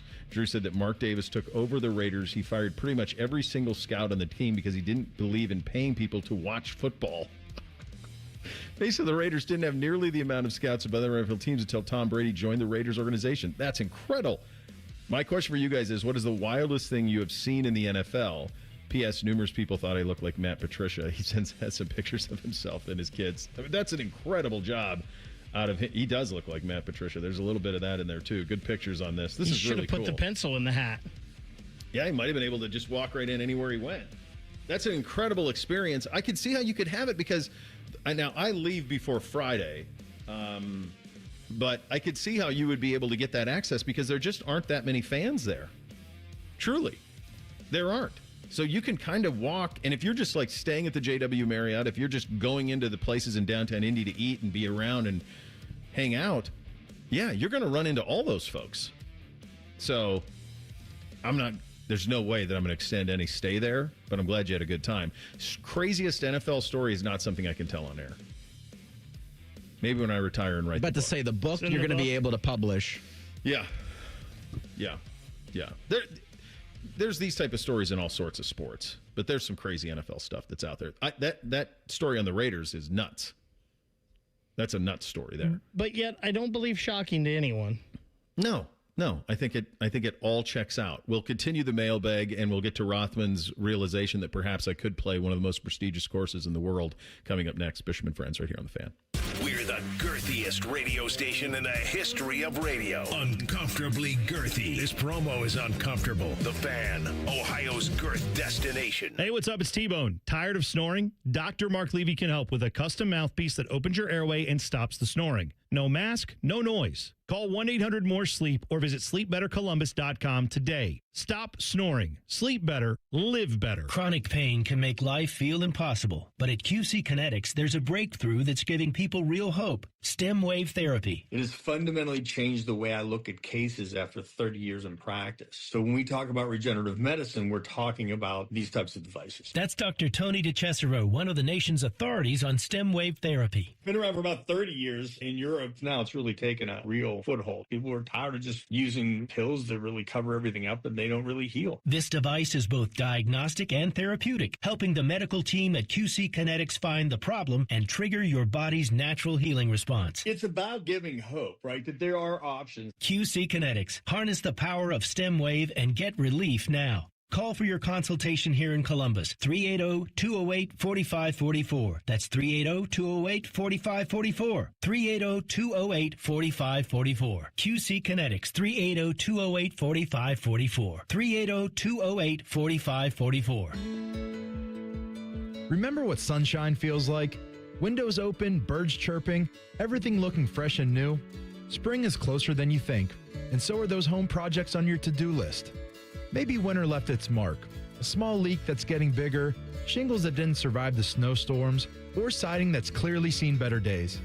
Whatever your home is facing, our team of professionals at Newman Roofing are here to help. For more than 34 years, Newman Roofing has been helping homeowners protect what matters most. From your first phone call, you'll notice the difference. Passionate and committed people who care about doing the job right. And with over 1,000 five-star Google reviews, you don't have to take our word for it. If your roof, siding, or gutters need attention, call the family company you can trust, Newman Roofing. Call Newman Roofing today at 614-NEW-ROOF or visit online at newmanroofing.com. Don't just get a new roof this spring, get a Newman roof. Why does it matter to members that Aetna was named a Best Medicare Advantage company by U.S. News & World Report? Because they chose a plan that gives them real support, real people, and real care. We show up on calls with members and doctors' offices when needed. We show up with access to convenient care options and coverage that fits everyday life. We don't show up for awards. We show up for you. And showing up for you is how healthier happens together. The Buckeyes are back at the shot for a Big Ten battle with Indiana. Live fan coverage starts Saturday at 4:30 with the tip at 5:30. Every game, every season, proud to be your home of the Buckeyes, The Fan, Ohio sports destination. Hey, it's T-Bone again. Listen up. Sleep apnea doesn't have to rule your nights. Dr. Mark Levy's been treating snoring and sleep apnea for over 15 years with proven results. And now he has an office in Marysville. Call 1-800-MORE-SLEEP or go to sleepbettercolumbus.com. Stop snoring, sleep better, live better. Accountability in elections isn't partisan. And in Ohio, Republican and Democrat teams work together to create confidence in every election result. Ohio's elections are accurate, accountable, and accessible. Always. So make your plan to vote at voteohio.gov. The ONN Daily Podcast. Get a recap of all the day's news from across the state. ONN affiliate WBNS TV reports. Haley Kirby reporting in downtown Toledo. From the State House, Kevin Landers. ONN Canton. ONN affiliate WKYC TV in Cleveland explains. In Marietta, Brett Wharf, ONN News. Emma Henderson in Genoa. The ONN Daily Podcast. Listen at ONNradio.com or wherever you download your favorite podcast. From the Ohio News Network, the ONN Daily Podcast. Get a recap of all the day's news from across the state. The ONN Daily Podcast. Listen at ONNradio.com or wherever you download your favorite podcasts. From the Ohio News Network. Fan weather. From the Logan AC and Heat Services Weather Center. We'll see that continued chance for scattered showers and thunderstorms becoming a little bit clearer as we go toward the commute home. Highs getting into the mid-60s, and then for tonight, we could see on and off showers and storms, otherwise mostly cloudy overnight with our lows in the 50s. Friday, we do have a good chance of showers and thunderstorms on and off for the first half of the day, becoming mostly sunny by the second, highs soaring into the low 70s. For The Fan, I'm meteorologist Meredith Garfalo with the 10 Weather Impact Forecast. The Fan Guest Hotline is sponsored by Federal Elite Heating and Cooling and Bryant, doing whatever it takes to keep you and your home comfortable. The Fan. Bo knows many people. He talks to the interesting ones on this show. This is Bishop and Friends. And we are proudly brought to you and sponsored by our great friends at Diamond Seller, your true jeweler for almost 80 years. How did this come about, this Augusta National? Oh, we were talking a little bit about it yesterday, right? Yeah, Somebody had asked us. It was a hey guys question. Hey guys, one course? Yes. Okay.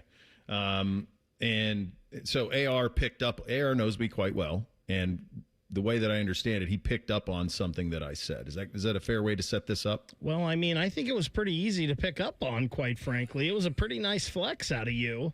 Oh, I don't know. The second thing I need to know is this. I heard my boy Bo Bishop slyly slip in today. Okay. When they were talking about their dream courses. Yeah. Someone had emailed the man, where are your dream courses? Bo named some very good ones. The bucket list courses, the ones that are public, the ones that are private that you can never get on. And they all came up with Augusta, clearly, because it's the fairy tale. That's the one. You walk in there, Alice in Wonderland, you can't even believe it. But he slyly threw in today to Baker when Baker said it's unattainable unless you luck into having a family member or somebody very close that's a member. And Bo's like, oh, don't worry. Don't be so fast. Don't speak for me. Yeah, exactly. And he just slyly slipped this in today, like maybe he has a connection, and maybe one day he's soon. Okay. So those are the two things I have to know. Is this just something he did for effect? Shoot him a text. I'm going to. Yeah. We'll slide down there in April. I'm telling you right now, if that happens, I would be incredibly jealous and happy. So he did text. AR did text, and I went over, confidentially between friends, I went over the roadmap to how that could happen. And it's in play. We'll see. It's in play. I would tell you he would be if I had an ability to bring people along, he would be on a very short list of people that I would want to bring along. Because I think if you get the opportunity, in a way, me playing there would be a bit of a disservice because I suck. So I think about people who are really, really good, and AR's very good. I think about the enjoyment that they would have for it. And I don't know anybody who would love that more than him. But wouldn't you have your kids first?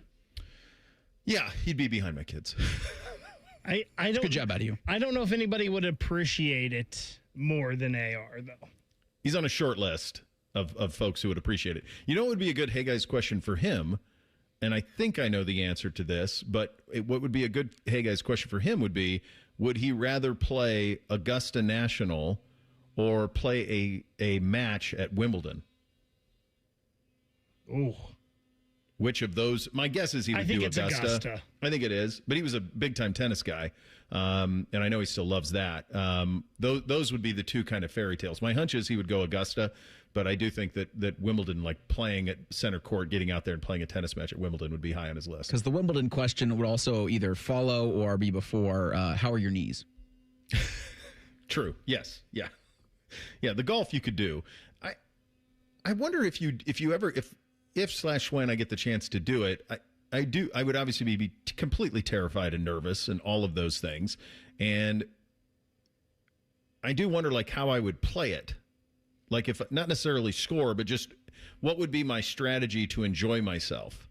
Because that's the key to doing something like this. When you get to do a bucket list thing, you want to be able to enjoy it. Like you don't want to have it in your head. Like for the majority of and I've played Muirfield a dozen times.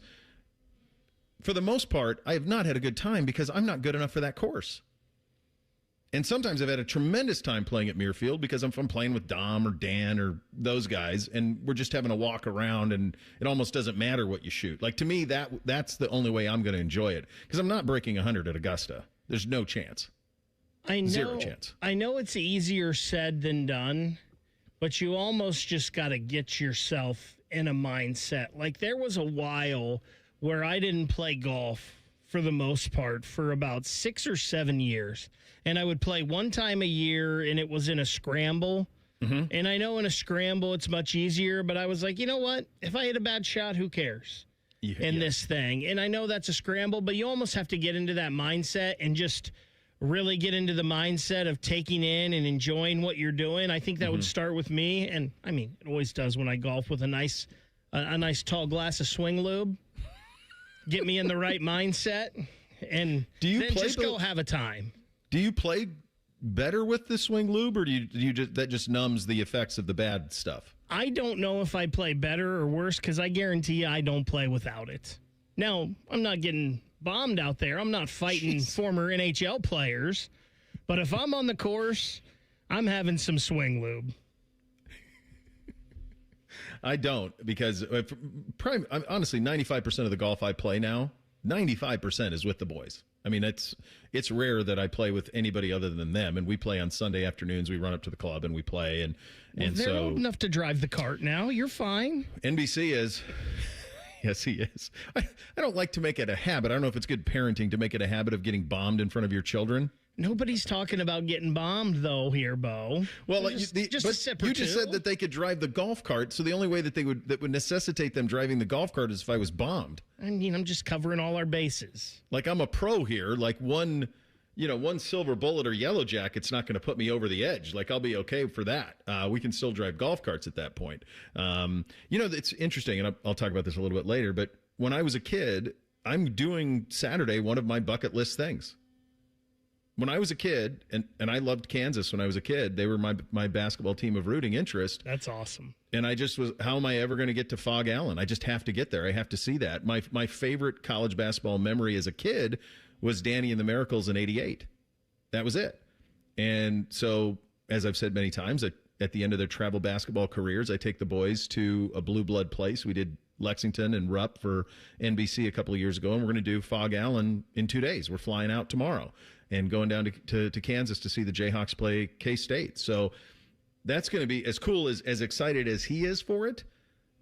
That's one of those places that I've envisioned, like, what it's like walking into that place, but until you actually do, what is that like? So I look forward to relaying the stories of that on Monday. But Augusta would be going to be a scene. Going to be a scene if it actually comes into fruition. It's in play. Back to one more from the email bag. This one from the great Snagglepuss. Gentlemen, I was at the gym yesterday and looked up on a television to see them, whatever show Stephen A. is on, talking about Myles Garrett to Detroit. I wasn't listening because I was listening to your show, and we thank you for that, me parenthetically. I didn't stop to read the closed captioning or whatever. I don't know this stuff comes from. I assume it's them creating thought for their audience, but I can't stand how corporations do stuff like this. You guys have never mentioned anything about Myles wanting out. Bo is as locked to the Browns as it gets. He's never said anything. I bring this up because what creates this kind of dialogue? Did Detroit reach out to someone at ESPN or Stephen A's people? Did Myles reach out in an effort to stir the pot? Or ESPN, Stephen A. Smith looking at everything in their own personal Barbie doll, and I want Myles to play dress up in a Lions uniform. I say all of this because Max Crosby wants out of Las Vegas. Max is from Michigan. He went to Eastern Michigan. That's part of his nature, his orbit. Yes, Myles is the best defensive player in the game, but it's not like Crosby is terrible. Dude's outstanding. So why wouldn't ESPN create dialogue on Max Crosby to Detroit trade scenarios? Why are they creating Myles to Detroit scenarios? I don't know. The more I learn about this, what goes on behind the scenes, the more I dislike ESPN, and that's kind of a good thing in my opinion. God love and God bless. Be good. Snagglepuss. Here's how it happens, bud. It's pretty straightforward. If you are at a place like the Worldwide Leader, like our next guest will be, and you are producing one of those shows, you have to think about the easiest, lowest entry to the conversation for the people that are watching. So if you if you put Myles Garrett versus Max Crosby, far more people know who Myles is than know who Max is. Myles a year ago had a trade demand with the Browns, ended up getting a contract, went on a whole media tour and all of those things. So if you're producing Stephen A's show and you say, we need NFL content today, this is a low barrier for entry to our audience. This is a layup, and that's how it happens. Because then it gets shared around, then they get the viral stuff that comes with it. It's pretty simple. That's why for the longest time, people at ESPN would say, if you can do LeBron, the Lakers, Brady, the Patriots, those type of topics, they're all low Ohio State football. Everybody knows it. There's a point of reference on it immediately. You don't have to explain it. You can just get right into it. And that's how a lot of that stuff happens. It's not always right, but look, they're creating content and being entertaining, and that's their objective, is to keep an audience. So that's how those things happen. Paul Finebaum in 2 minutes. Bishop and Friends, right here on The Fan. I'm John Morgan of Morgan & Morgan. I've been asked many times how Morgan & Morgan became the largest injury firm in the world. I think I know. When someone comes to us for an on-the-job injury, we have a huge workers' compensation practice. But many times we find a defective product that was responsible for that injury. Luckily for them, we have a product liability section headed by my son Mike. In addition to the comp case, there is a product case too. Other times, the injured worker is fired or harassed for bringing that claim. We have them covered. Our employment lawyers handle retaliation claims as well as wage theft and discrimination cases, and in some cases need to file for Social Security benefits. No problem. We became big for a reason. 30% of our new cases come as referrals from former clients. Hiring us is easy. Go to forthepeople.com on your mobile device or computer, or call Pound Law on your cell, pound 529. Morgan & Morgan. Injured? Dial Pound Law. Morgan & Morgan, Ohio office located at 600 Vine Street, Cincinnati. Prior results do not guarantee a similar outcome. Well, welcome back to That Lux Life. It's your boy, Will Winmore. Today's guest, the millionaire ball from the new Ohio Lottery Daily Draw game, Millionaire for Life. Hey-o! So if a player matches 5 numbers and the millionaire ball number, they win $1 million a year for life. Hey-o! Or $100,000 a year for life if they match just 5. Hey-o! Millionaire for Life is the game. Millionaire Ball is his name. Play Ohio's newest daily draw game for your chance to win for life. Players are subject to Ohio laws and commission regulations. Play responsibly. What does it mean to live here, serve here in the Ohio Army National Guard? It means I can attend college full-time and not have to take out student loans to pay for my tuition. It means I can work my civilian job during the week and support my state and nation in times of need. You too can live here, serve here as a member of the Ohio Army National Guard. Learn more about part-time service with full-time benefits at nationalguard.com/OH. Sponsored by the Ohio Army National Guard in coordination with the Ohio Association of Broadcasters and this station. The Fan Poll is sponsored by JT's Pizza and Pub, home of award-winning pizza and 32-ounce Yingling drafts for only $4. Bishop and Friends present college football's most polarizing figure. Hey, Paul, how you doing? Come on back to our show, Tim. The audience hates you. This is ESPN's Paul Finebaum. Indeed it is, and he joins on the Bryan Heating and Cooling Systems fan guest hotline every Thursday at this time. Paul, how often did you cross paths with Lou Holtz during your worldwide leader days that you're obviously still in, and obviously he passed yesterday? Mostly early on. We were together at a national championship game. I sat with him on a set, which Bo is quite an experience if you try to be a comedian as well. And he did not appreciate it. I later apologized. But what's most interesting, about 3 years ago, I did an event with him in Birmingham. And everybody's got a Lou Holtz story, but what was so remarkable is they warned me. They said, he's 86 years old. Be prepared to have to take a whole thing over. There are, 500-600 people. Bo, you've been around people like this. As long as you kept it in the past, he was as sharp and as brilliant as any person I've ever been around.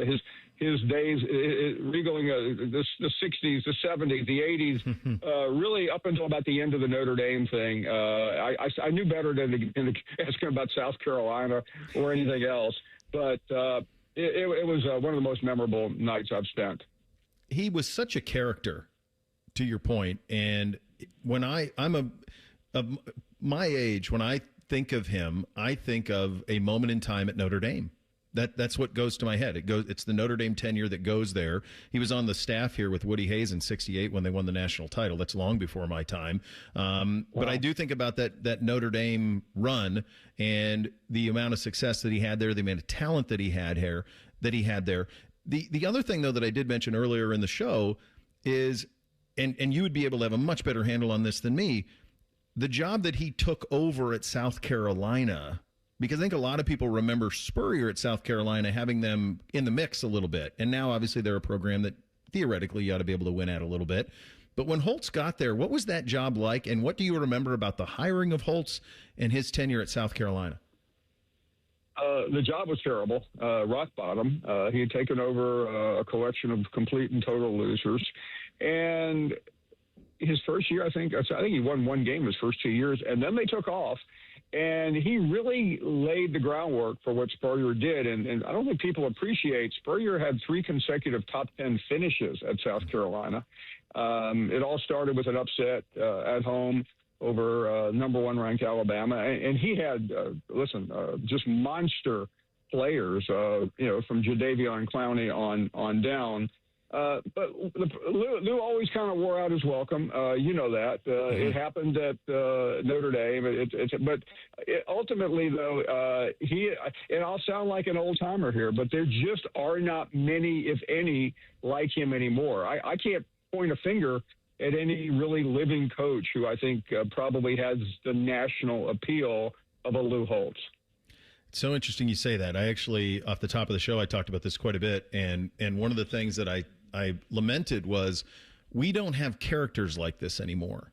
And in that time, we had them in spades. And I don't know if it's social media. I mean, we still have some. I mean, Kiffin's out there, Dabo's out there. You have some that'll have a little fun and play around a little bit and kind of play the game. But if you think about Holtz, you think about Bowden, you think about Spurrier, just off the top, and those guys all won a ton during that time.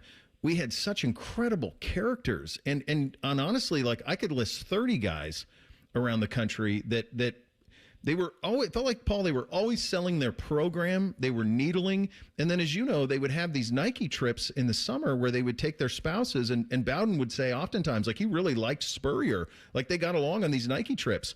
But then it would get that game week, and Spurrier would needle him nonstop. I miss it. I miss those days. Bo, in the last 25 years, the 2 best coaches have been Nick Saban and Urban Meyer. And I can't imagine 2 people I would rather not play around the golf with than those 2. That's it, right? I have played with Urban. It's exactly the way that you think it would go. He was quite dialed in. By the way, I bring that up just because 2 weeks ago, the president of the United States and Ron DeSantis, a couple other guys who probably aren't with Nick and Urban, and as a result of that, we have a big meeting tomorrow. What do you? Yeah, those 2 guys. Their attitude. They were almost Darth Vader, right? I mean, that's kind of was their approach. Was like just completely driven and focused, and no time for any of the fun. What's going to come of this tomorrow? Anything? I don't think so. And listen, you can take any approach you want. You can say, "Oh, it's so great the president's paying attention." Well, the president paid so much attention last July. He issued an executive order, which not one thing has come as a result. And having been in those rooms before, Bo, and you've been exposed to them as well, what normally happens is the president speaks for 45 minutes or so. He's a great entertainer. And then he'll call on somebody, and the first 5 minutes of everybody's address will be thanking the president for bringing this group together. And pretty soon they'll run out of time, and the president will say, "We'll do this again very soon," and nothing will happen. By the way, there's obviously a lot going on in the world right now, and he's got a lot going on. The idea that this is still happening is pretty wild to wrap your head around, is it not? Well, the most incredible thing is not Tiger Woods and DeChambeau or Adam Silver or Condoleezza Rice. It's the fact that Marco Rubio is the co-chairman of the meeting. Now, Marco Rubio has a son who currently is on the Florida roster, but he's also the national security advisor and the Secretary of State, who will be in every single meeting in the Situation Room right now in relation to the war going on in Iran. And quite frankly, he has no business being in this college football meeting. He needs to be paying attention to far more serious things. Of course. And in a way, this is a microcosm of the problem that we have and why you and I are always incredulous to the idea of, oh, we got to get to Capitol Hill and then they'll save us, because they got bigger fish to fry, man. Though I think the most interesting meeting of the week won't be in Washington. It was in Dallas on Tuesday. when you had another private equity group. This is the Smash Capital Group. I know these guys well. They're a bunch of former Disney executives, and they are trying to turn the college football world on its ears. You've heard the proposals. They want to decentralize not only the TV rights, but the scheduling, and they're great. They're gaining some traction. The fact that 4 Big Ten representatives were there, the fact that an SEC president went, there's a political angle there, which I won't waste your audience's time on. But this is very interesting because this is in direct contrast to what Petiti and Sankey have been trying to get across.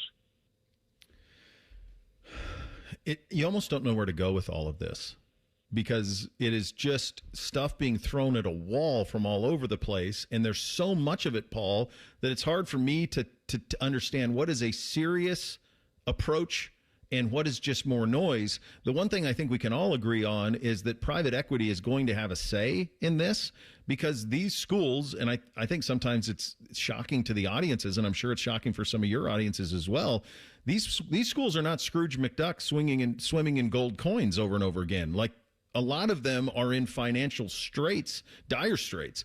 And so they need a get out of jail free card in a very, very big way. And I think it's inevitable that they're going to have a play in it.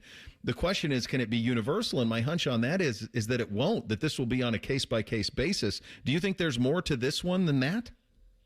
Yeah. I mean, one thing I'll also say, by the way, there's also a Senate hearing next Tuesday. I was invited to come to it. That's the only reason I know, and I assure you I'll be doing my show that day. But the point being, anything that is held in public view will not accomplish a single thing. What needs to happen are people meeting privately and getting things done. And I'll say it for the final time. There are only 2 people in college athletics who can solve this problem, and they're the Big Ten commissioner and the SEC commissioner. Yeah, that's it. They're the 2 guys, and one of them is certainly entrenched. The other one, to me, feels like he's on thin ice a little bit. We are a week away. Next week, we'll have the conference tournaments and then the big dance and all of those things. You and I rarely talk basketball on this side of things, but Bruce Pearl's been in the middle of a lot. And every time that I see a bracketology and I see Auburn as like first one out, and I look at their record and I go, why would anybody need to see more Auburn basketball? From a SEC perspective, am I missing something on Auburn? You're not. Auburn has some very impressive wins, including a win about 6 weeks ago at Gainesville, which is one of the most impressive wins of the year in college basketball. Mm-hmm. But they have had some of the worst losses I have ever seen. And I don't know. I guess TNT is employing Bruce Pearl, but the man has zero credibility after what he said this week.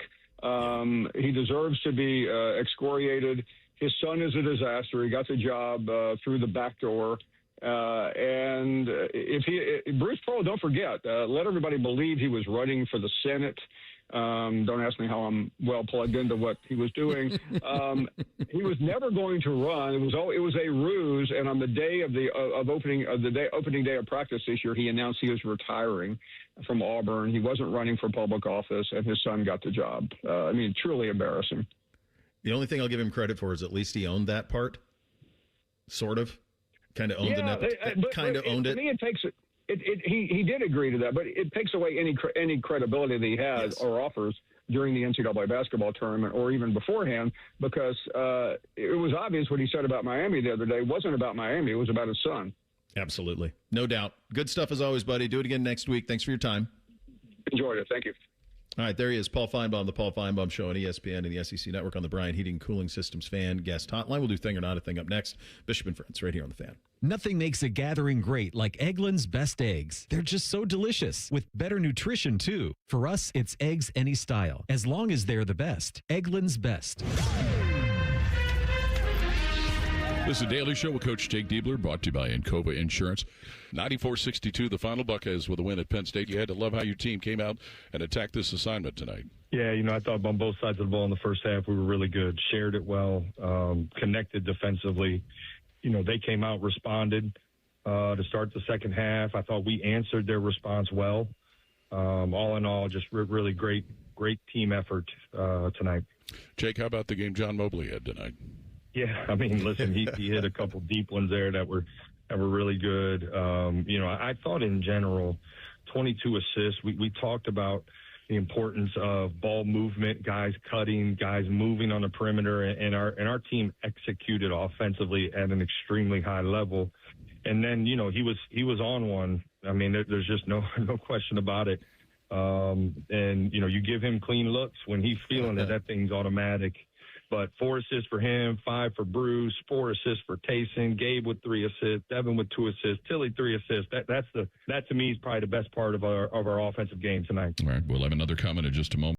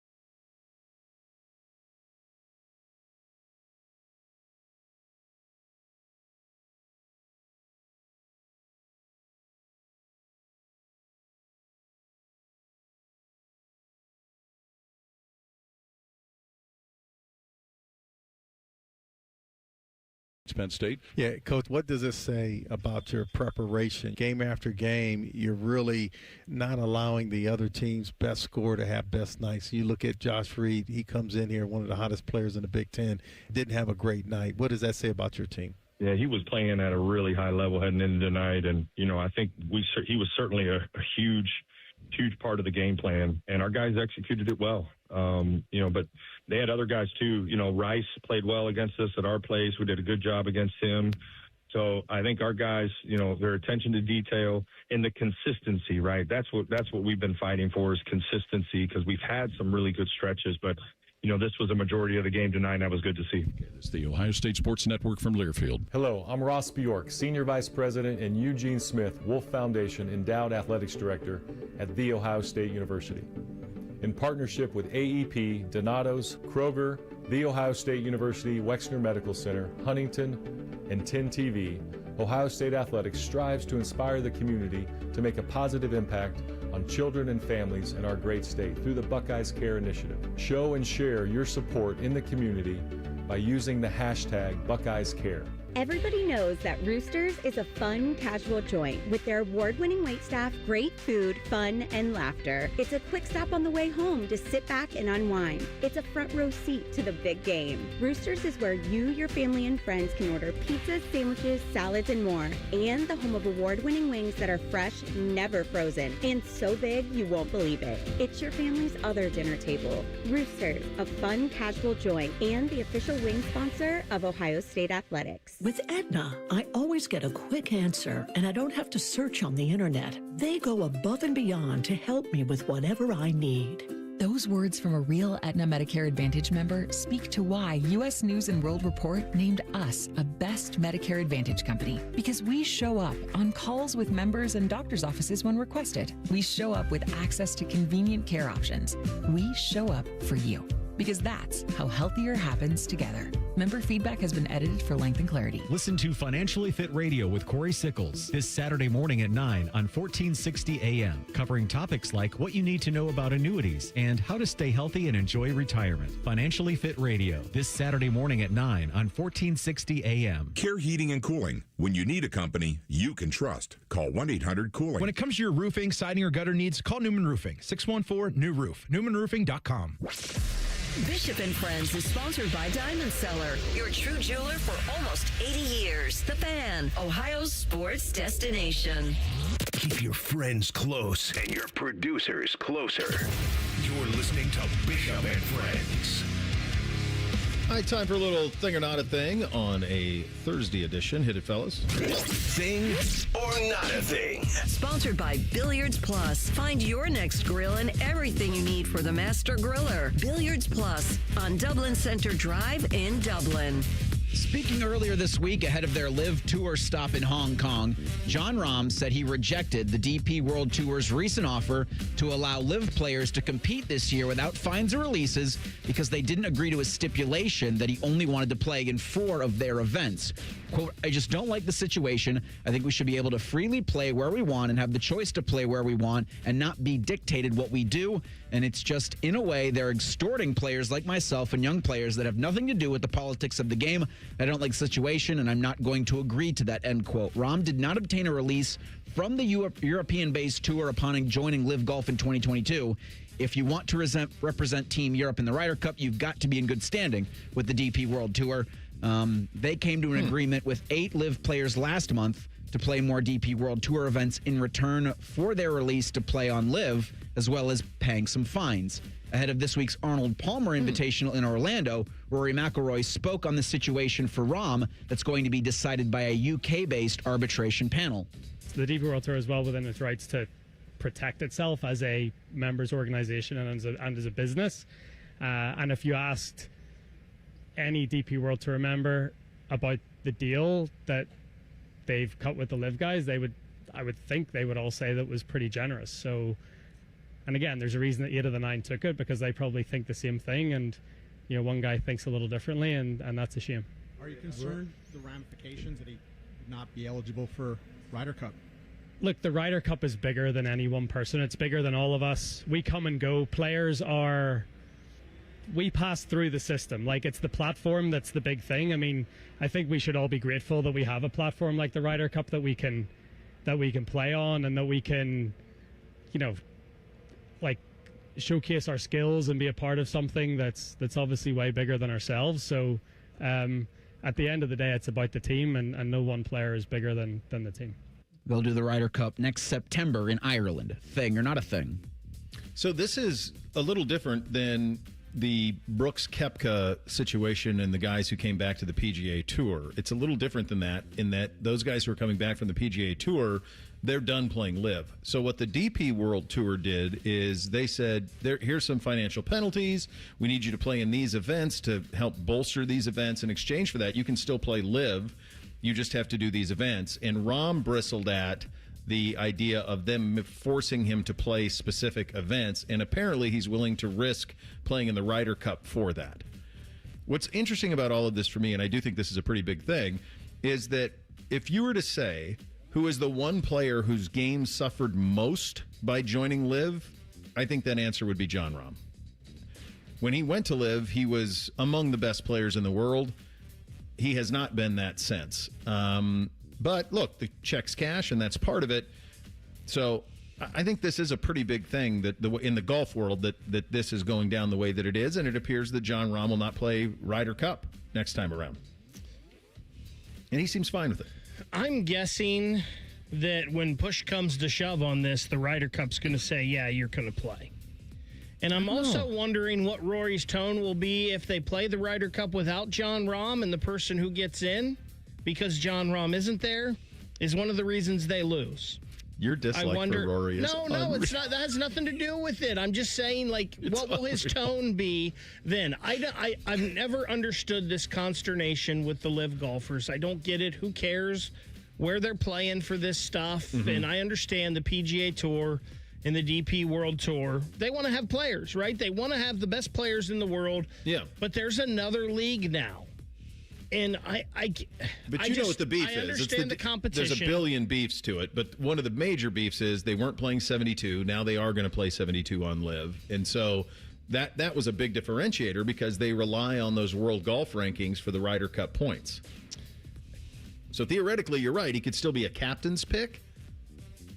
But I just wonder what the pushback would be on the European Tour if Luke Donald did that. And by the way, he's going to be the captain for the third straight time. Yeah, so I just think it's the Ryder Cup. The best people should be there regardless of what tour they're playing on. And to me, if Jon Rahm doesn't want to play certain tournaments, like one of the reasons for Live Golf too was less of a schedule. These guys weren't playing every week and traveling all over the country like they were in the PGA Tour. So if that's a hill he wants to die on, good for him. I'm all for it. Like if you're willing to sacrifice the Ryder Cup because you don't want to play more, good for you and sticking to your guns. For what it's worth, Luke Donald was asked about Rahm's status earlier this week. He kind of punted on it, said, I look forward to speaking with him about it. The same arbitration panel based in the United Kingdom ruled in 2023 that the DP World Tour could impose fines as a membership organization. So they've already got one ruling in favor of the DP World Tour. They'll hear Jon Rahm's case sometime in the future. Yeah. We had this from earlier in the week, but Front Office Sports says NBC's picked Jason Benetti to be their top MLB announcer. And I'd forgotten that Major League Baseball is going back to NBC. On March 26th will be the first game. Paul Skeens and the Pirates are taking on Juan Soto and the Mets. As NBC's top Sunday night baseball announcer, Benetti is expected to call games with a rotating cast of color commentators culled from local broadcast teams. In addition to Major League Baseball on NBC, he's going to call other sports for the Peacock. Benetti's officially leaving Fox, but will also retain his role as the Detroit Tigers' lead play-by-play announcer. NBC's back to baseball coverage for the first time in 25 years. Benetti's going to join a cast that includes studio analysts Joey Votto, Clayton Kershaw, and Anthony Rizzo. Bob Costas will host the pregame festivities. Thing or not a thing? It's good to see Costas back in the mix.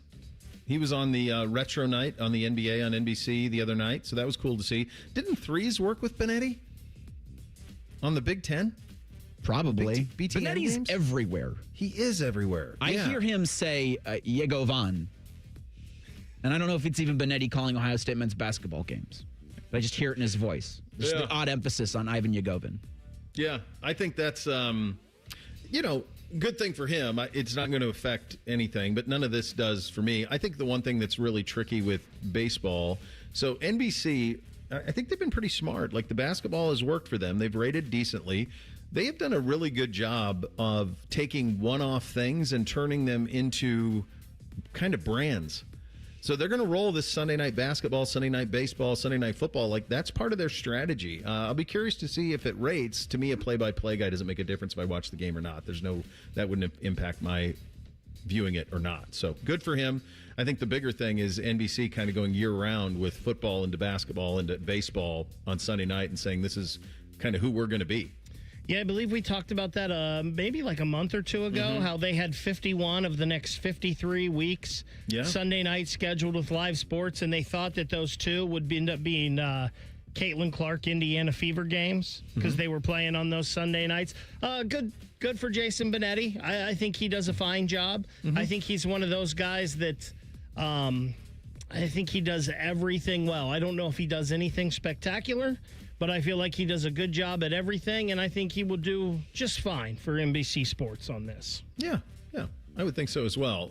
Final hour of the program coming up next. Jody Shelley coming up with a little bit of Shelley time at 11:30. Some thoughts on some of the Buckeyes in the draft. And Urban Meyer talking about Lou Holtz and a piece of advice that he gave him. We will get to all of that here in the final hour. Bishop and Friends right here on The Fan. Common man, a radio veteran, has a large hemorrhoid. Timmy Hall, a good, clean boy. Moonlights as man's hemorrhoid. Common Man and Timmy. Weekdays at 3. The Fan. Sex, intimacy, love. These three things are critical to a good relationship, and that's the problem with erectile dysfunction. It often destroys sexual enjoyment and intimacy. It stresses the love between partners, often to the breaking point. This is Jeff for Tri-State Men's Health, and if you're suffering with ED, you likely know exactly what I'm talking about. But I also want you to know that ED doesn't have to impact your relationship anymore. At Tri-State Men's Health, we're ED experts, with our focus on men's sexual health. We've treated tens of thousands of men and have treatments that are effective in well over 90% of cases. I promise you, if you're like most guys, you can get your sex life back, perhaps even performing like you haven't in years. So if ED is affecting you, it's time to get back to better sex, better intimacy, and deeper love. Call us. Just $99 gets you blood work, a medical consult, and if medically advised, a test dose. And if that test dose doesn't work in the office, your visit is free. Call 800-900-9654 or go to tristatemenshealth.com. Thinking about buying your first home? Now, with Third Federal, you can buy your first home and pay no PMI. Hi, I'm Mark Stefanski, Chairman and CEO of Third Federal. Private mortgage insurance, or PMI, can cost thousands of dollars over the life of your loan. And you may not realize PMI doesn't protect you. It only protects the lender in case of default. But at Third Federal, you can buy a home with just 5% down and no PMI. Plus, first-time home buyers get $750 off a closing cost. So if you're thinking about buying your first home, go for it and visit thirdfederal.com. Even before you find a home, lock in 5.89%, APR 5.91% on a 30-year fixed-rate purchase mortgage. Visit thirdfederal.com or call 1-800-3rd-FED today. APR reflects 15% down for $350,000 loan amount. Rate requires automatic payment program and is subject to change. Restrictions apply. See conditions for closing cost coupon at thirdfederal.com/FTHB. Equal housing lender. Hey, it's Anthony, and I've got my own good feet story. I fought plantar fasciitis for a while. That's that horrible heel pain that seems to come out of nowhere. And not being on my feet was not ever going to be an option for me. I did all the home remedies, rolling the tennis ball under my feet. And the relief never really stuck until I went to the Good Feet store, where I was personally fitted with Good Feet arch supports based on my feet and arch size and the goals I have for my lifestyle. As soon as I popped them in my shoes, I could feel the difference. And now every day, my feet feel good. My knees, my hips, my back, they all feel supported and so much better aligned. I've complained about my back for years, but guess what? Nobody's heard me talk like that in a long time. These are a game changer for me every day. They're in my shoes to work out, to go to work, and soon in my golf shoes. The journey to feeling my pain go away has been nothing short of awesome, and just feeling the support I get puts me in a great mood. So stop in either at their store in Grove City or on Polaris Parkway in Westerville, or get started right now at goodfeet.com. Indeed presents hires you can't afford to get wrong, like a staff accountant at the height of tax season. Congrats. Looks like the company owes, $50 in taxes. How about that? That seems low. Why only 50? Why do you care so much? It's not your money. This is the time for sponsored jobs. This is what happens when you don't sponsor your job on Indeed. Next time, get matched with quality candidates with Indeed sponsored jobs. Visit Indeed.com/hire now and sponsor your job today. Get in the zone, AutoZone. Welcome to A to Z Savings, our biggest sale of the year. Happy to be here. Can I get some rotors? Would you like brake pads with that? How much are the brake pads? Free with Duralast rotors. Free. Really? Really? Free. I also need some oil. Would you like an oil filter with that? Yeah. How much is that? Free with the oil. Free. Really? Really. Free. It's part of A to Z Savings with hundreds of deals. From A to free. Get in the zone, AutoZone. Ends March 9th. Restrictions apply. Broadcasting live from the McDaniel GM Superstore Studios. Driving excellence since 1916. Chevrolet. Together, let's drive. WBNS HD1 Columbus. Good morning. I'm Eric Reeser. The Blue Jackets look to make it 3 straight in a 4-day stretch to boot. They're back on home ice tonight hosting the Florida Panthers. Face-off there is 7 o'clock. Here on The Fan with coverage at 6:30. CBJ entered the evening 3 points out of a wild card spot. Zach Werenski unlikely to play tonight. An illness has kept him out of the last 2 games. He was not a participant at morning skate. Boone Jenner was out on the ice earlier. The Jackets captain missed Tuesday's win over Nashville with a lower body injury. Rick Bowness says Jet Greaves will get the start in net. Jackets will host the Utah Mammoth on Saturday. In college hoops, the second round of the Big Ten Women's Tournament is today in Indianapolis. Ohio State plays Indiana at 2:30. Hear that game on The Fan, too. 1460 on the AM dial. While Jake Diebler's squad won at Penn State last night, Buckeyes look to solidify their tournament resume and celebrate Senior Day, hosting Indiana Saturday at 5:30. This update sponsored by Eco Plumbers. Get $500 in free plumbing repairs when you buy a new water heater. Visit geteco.com and book today. Sports conversation that's worthy of a toast, or at least a stiff drink. You're listening to Bishop and Friends. Indeed, you are. A little bit of Shelley time coming up in 29 minutes. Jackets back in play tonight after a nice night last night that certainly helped their cause, but you got to keep winning and handling your business, and we'll get a little preview of that coming up. I missed this yesterday. I missed it. So yesterday, Mike Florio and Adam Schefter had a back and forth on Twitter, which is always the greatest place to go back and forth at people, about Carnell Tate and his 40 time at the Combine. Now, you will recall Carnell ran, 4.54, 4.53, something like that. And then within a relatively short time after those times were posted, Schefter did tweet out that most people hand-timed him in the 4.47, 4.48 range, but it was 4.4 at the start of it. The difference between 447 and 452 is about a half a step, is what it comes down to. It's also about the difference between if it's humanly timed or not. The reality is, I don't think it makes a damn bit of difference if he runs 4.52 or 4.47. I think it's absurd. I don't think NFL teams think it matters either. But they went back and forth, and it just so happened that yesterday was Schefter Day on Rothman and Ice, and so they asked him about it. Here is Adam on the situation. No idea. I'm just passing along what I believe is factual information, and about a player that is going to be the number one wide receiver picked in the draft. And it had generated some debate in the industry circles. That's all it was to me. Did Mike Florio and Pro Football Talk feel like that the laser should be the be-all, end-all, and that it doesn't matter if humans are timing this? Was that his angle of this? I don't know what his angle was, to be honest with you. Yeah. Have you guys you've never had a relationship with him, or there's never anything in the past, or has this kind of been some weird stuff that's gone back and forth over the years? He enjoys writing about me. Okay. Nice little flex. You have to remember that Florio's ascent, and I believe I have this right. Roth and I used to have him on. When AR and I used to do the show together, we would have Florio on once a week, and he would be on the show. And then what changed? I can't remember did we go to? I think we started out 1 to 3, and then we went to noon to 3, and when we went to noon to 3, no, he got a gig. He got a gig at NBC Sportsnet or something like that, and he was then on the air at the same time, and so then we were looking for a new insider, and then it became Schefter. So that's how long all of this goes back in terms of AR talking to Shefty, and then that's the connection here locally with Florio. Is it was Florio with us every week, and then it became Schefter. I think Florio got it. Like I said, I think he got a job on radio or something like that. You got to remember with Florio, though, he is kind of the original aggregator. Pro Football Talk he's an attorney, and ProFootballTalk.com started before Twitter, before any of the social media stuff. And what he would do is he would just link all of the NFL stories of interest on his site. So it was kind of a one-stop shop for everything that you needed for the NFL. And then he became, kind of an insider.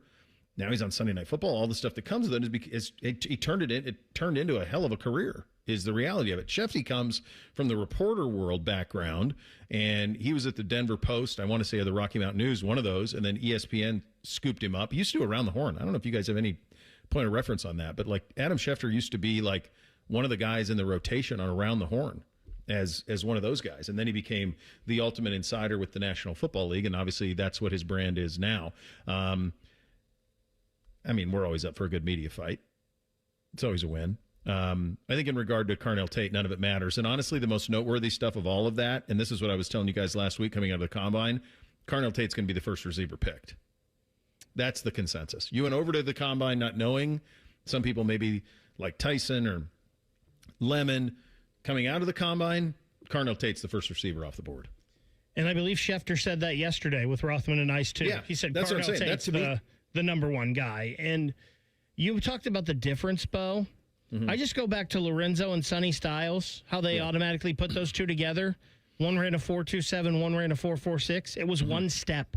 Yeah. The difference is one step. Right. Yeah. And every inch matters in the league. Every step. All those things matter. But there is nothing, and I did this when we were talking about Carnell earlier in the week about running 4.53. Like, that's what Puka Nacua runs. Slower than that. That's what Jackson Smith and Jigba ran. Those two don't seem to have a problem. So it's not like he ran 4.7, or 4.8. Like he ran 4.52. And if some people tracked him at 4.47, fine. I will say, and I know I relayed this, Daniel Jeremiah, in talking to the folks around Carnell Tate's camp, really believed that his camp thought he's going to run 4.4. They really believed that. And he said that to us when we talked to him last week over in Indy. Ryan Day, who knows Carnell Tate quite well, had some thoughts on Mr. Tate. Here is Ryan on the Jim Rome Show from Monday talking about Carnell. Well, he's a tremendous route runner. When you watch him get in and out of breaks, he's special. He also, if you watch him block, did a great job. So he's a team player. His run after catch is excellent. He's a deep threat down the field, and the way he tracks a deep ball. I think his game translates very well to the NFL. And I like a lot of the guys that are in this class. Unfortunately for us at Ohio State, there's going to be 5 guys possibly that could go in the first couple rounds that are all leaving after 3 years. And I put Sonny Styles in that category because he reclassified. But Carnell is one of those guys that's only played 3 years of college football. So his ceiling is very, very high. You're only seeing, right now, just a little bit of what he can do. I think he's going to only continue to grow as a player, as a person, as he continues to get into his 20s. Jim Rome asked Ryan Day if Carnell is fast. Here was his answer. Well, I just watched the way he plays, and I know he's fast, and I know, there's been very few people that he's played against that's been able to run with him down the field and with him in and out of breaks. And so, the number one thing is to get open and catch the ball. He certainly can do that. And then I think that, he plays really, really fast. There's a lot of guys that, it's not a track meet. It's a football game. And so when you put pads on him and you put him in a game, he'll be one of the fastest guys on the field. Anthony Schwartz was really fast. He couldn't catch the ball. So give me those guys. There's no concern at all about Carnell Tate. I can tell you that emphatically coming out of the combine. I think, honestly, probably the most divisive prospect for Ohio State might actually be Caleb Downs, which I think is utter nonsense. But there is a lot of dialogue around what do you do with him? Where do you play him? There was actually a far bigger variety of thoughts on Caleb Downs than there was on Carnell Tate. Abundantly clear, Tate's the number one receiver, consensus number one receiver in this draft. Downs was a little bit of a variety, scouts, in terms of what to do with him. Mike Mayock, who, as a general manager of the Raiders, botched it about as big as you could botch it, but made his hay as a draft pundit on the NFL Network, was on Rich Eisen's show and had this to say about Caleb. I'm not as high as a lot of people in the safety from Ohio State either. That's one where I go, I don't see him, Caleb Downs, I love him as a player, but I don't see him as a dynamic difference maker. So I don't see him as a top 10 pick. Now, that's just my own evaluation. I did 2 years of his tape. Well, Mike's evaluation has holes all over it because all you have to do is look at who he drafted when he was with the Raiders. That's what I was going to say. Alex Leatherwood and Damon Arnett, first round, one draft. Jeez. Did he have Gary Conley as a first rounder too? I think so. Could have. The Columbus Aviator, Gary Conley? Yeah. Oh, see, he's playing for the Aviator. Good for him, man. Yeah. Good for that kid. It's awesome. Yeah, so he really struggled. He took a safety out of Mississippi State, I remember, very high. Yeah, they had some crazy drafts when he was with the Raiders, so I think your credibility shot pretty good there. I just don't get that. Like, he doesn't have the explosive upside some of these other guys, so he's not a top 10 pick. Yeah, I just don't understand. Yeah, it's overthinking it. And some of it's content, too. And one of the things that we were dealing with earlier in the week was there was an account on social media that talked about Caleb Downs' injury concerns, specifically his knee injury concerns that could be there. There was a report on degenerative ACL and all of this stuff. Who knows what to make of any of it? McAfee, on his show, went and tracked down those rumors. Here is Pat McAfee on those rumors. Multiple NFL teams have told us there is nothing in the medical that would deter us from bringing Caleb Downs in, especially with how great of a football player it is. It feels like this is a part of this entire process, and who knows what's real and what isn't.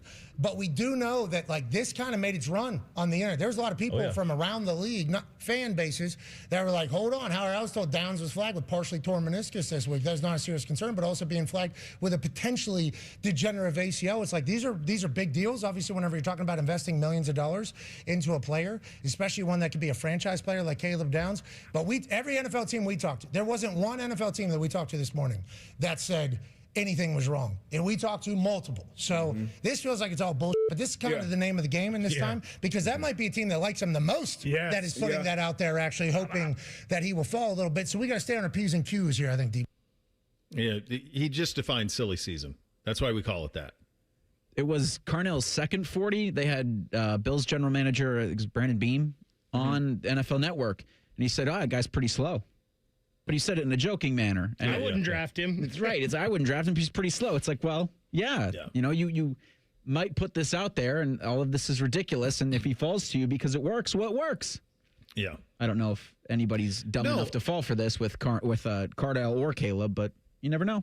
Yeah. It's all misdirection. Misinformation, misdirection. That's what's going on now. I've heard some people convinced that the Patriots used to do that all the time. Yes. Put out negative stuff on a guy that they would hope would fall that they could pick. Yeah. It's probably too soon for an Aaron Hernandez comment there, but oh boy. Yeah, there's one sitting there on a tee for somebody if you want to have it in the privacy of your own home. There's documentaries. Maybe it's not too soon. Yeah, geez, holy smokes.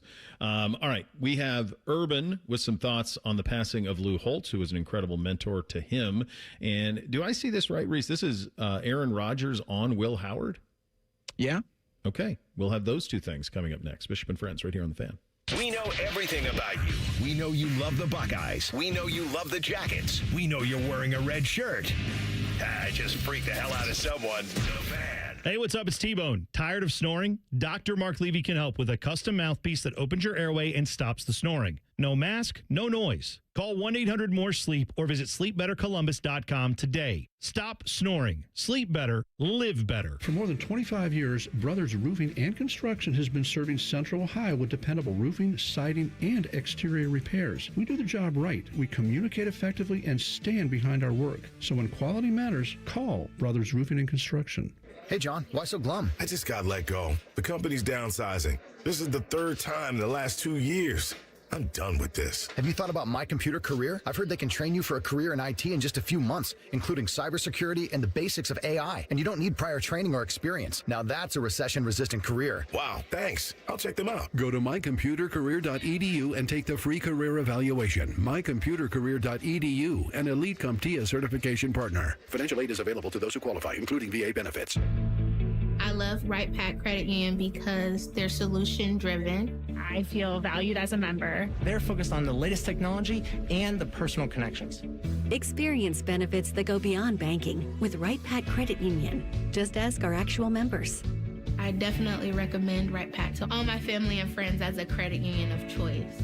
Visit one of our Columbus area Right Pack Credit Union member centers near you. Based on individual members' experiences, results may vary. Hey, what's up? It's T-Bone. If your garage floor has stains, cracks, or even the dreaded bad epoxy job, maybe one you tried to do yourself, maybe one you paid for and it didn't work out, it can make your entire garage look bad. Let's be honest about it. And maybe those botched garage floor coatings that you've had in the past have put you off of ever getting it fixed. Well, my friends, let me tell you, the people at Comer & Cross Concrete Floor Coatings want you to know there is a fix out there. They can make your garage floor gleaming, glistening, look like a new car showroom. You call Comer & Cross at 1-800-NEW-FLOOR, and they will come out with their pros, no subcontractors, and install a gleaming new Comer & Cross garage floor in just 1 day. Yeah, this floor is guaranteed to never chip, crack, or even show tire lift like epoxy or paint can.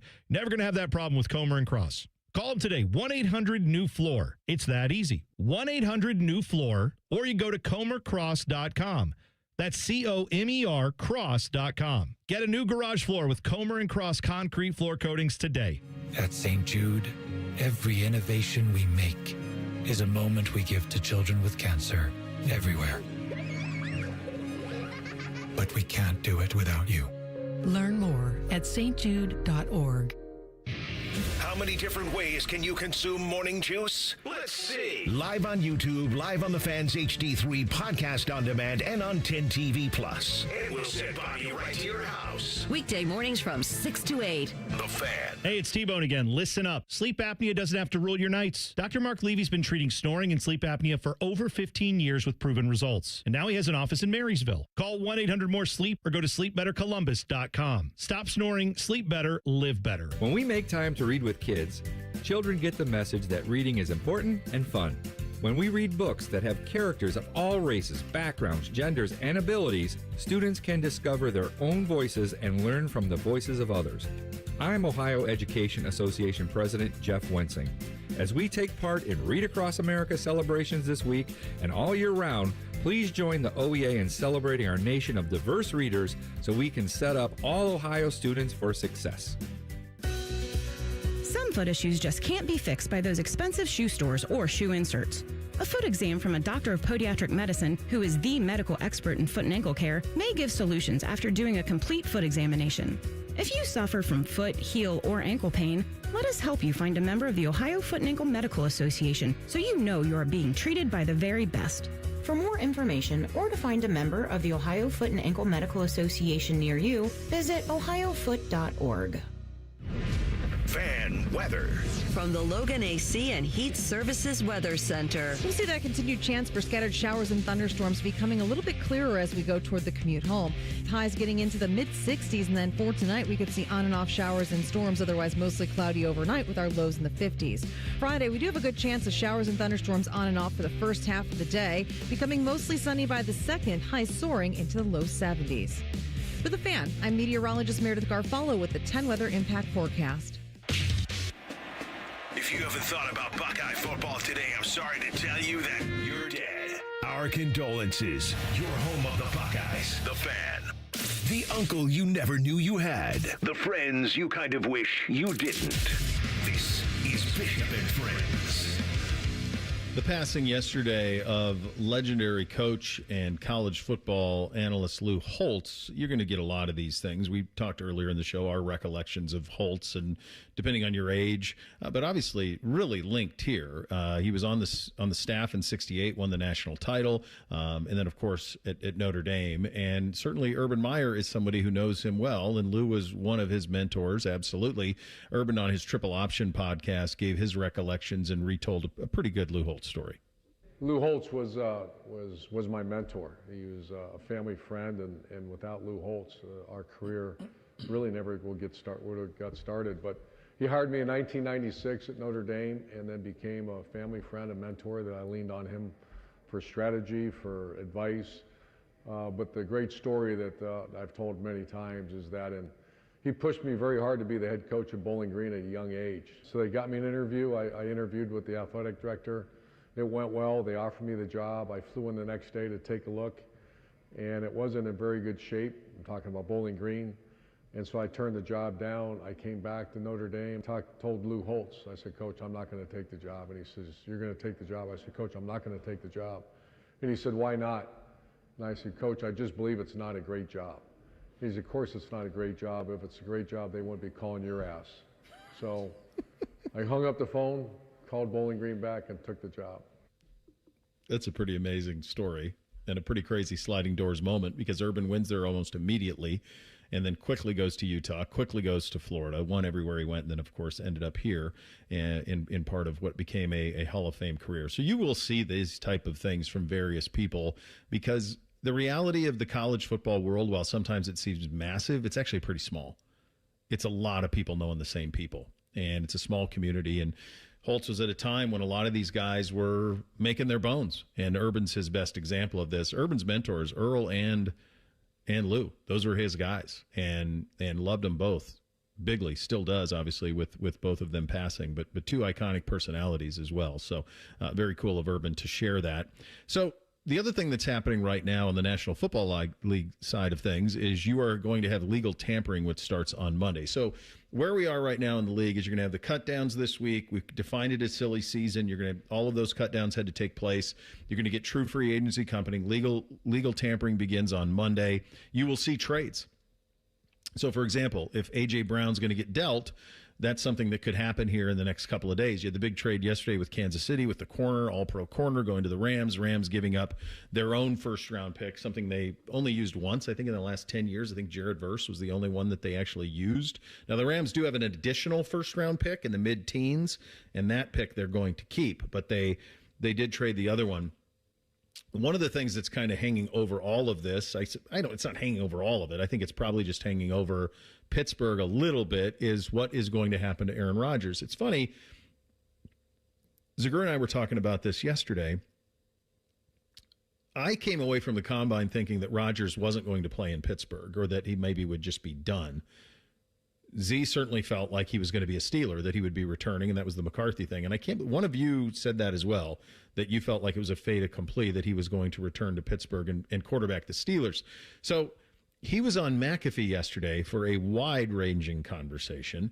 Among the topics, though, was his thoughts on Will Howard. Let's have a listen. So I'm just going to talk about one guy that I really poured into this year a lot, and it was incredible to work with, and that's Will Howard. You know, I knew about Will watching him ball out for Ohio State, but I didn't know what to expect when Will came in, or how it would be with me. And And Mason and Sky for that matter as well. But the room was a fantastic room. I mean, I love those guys.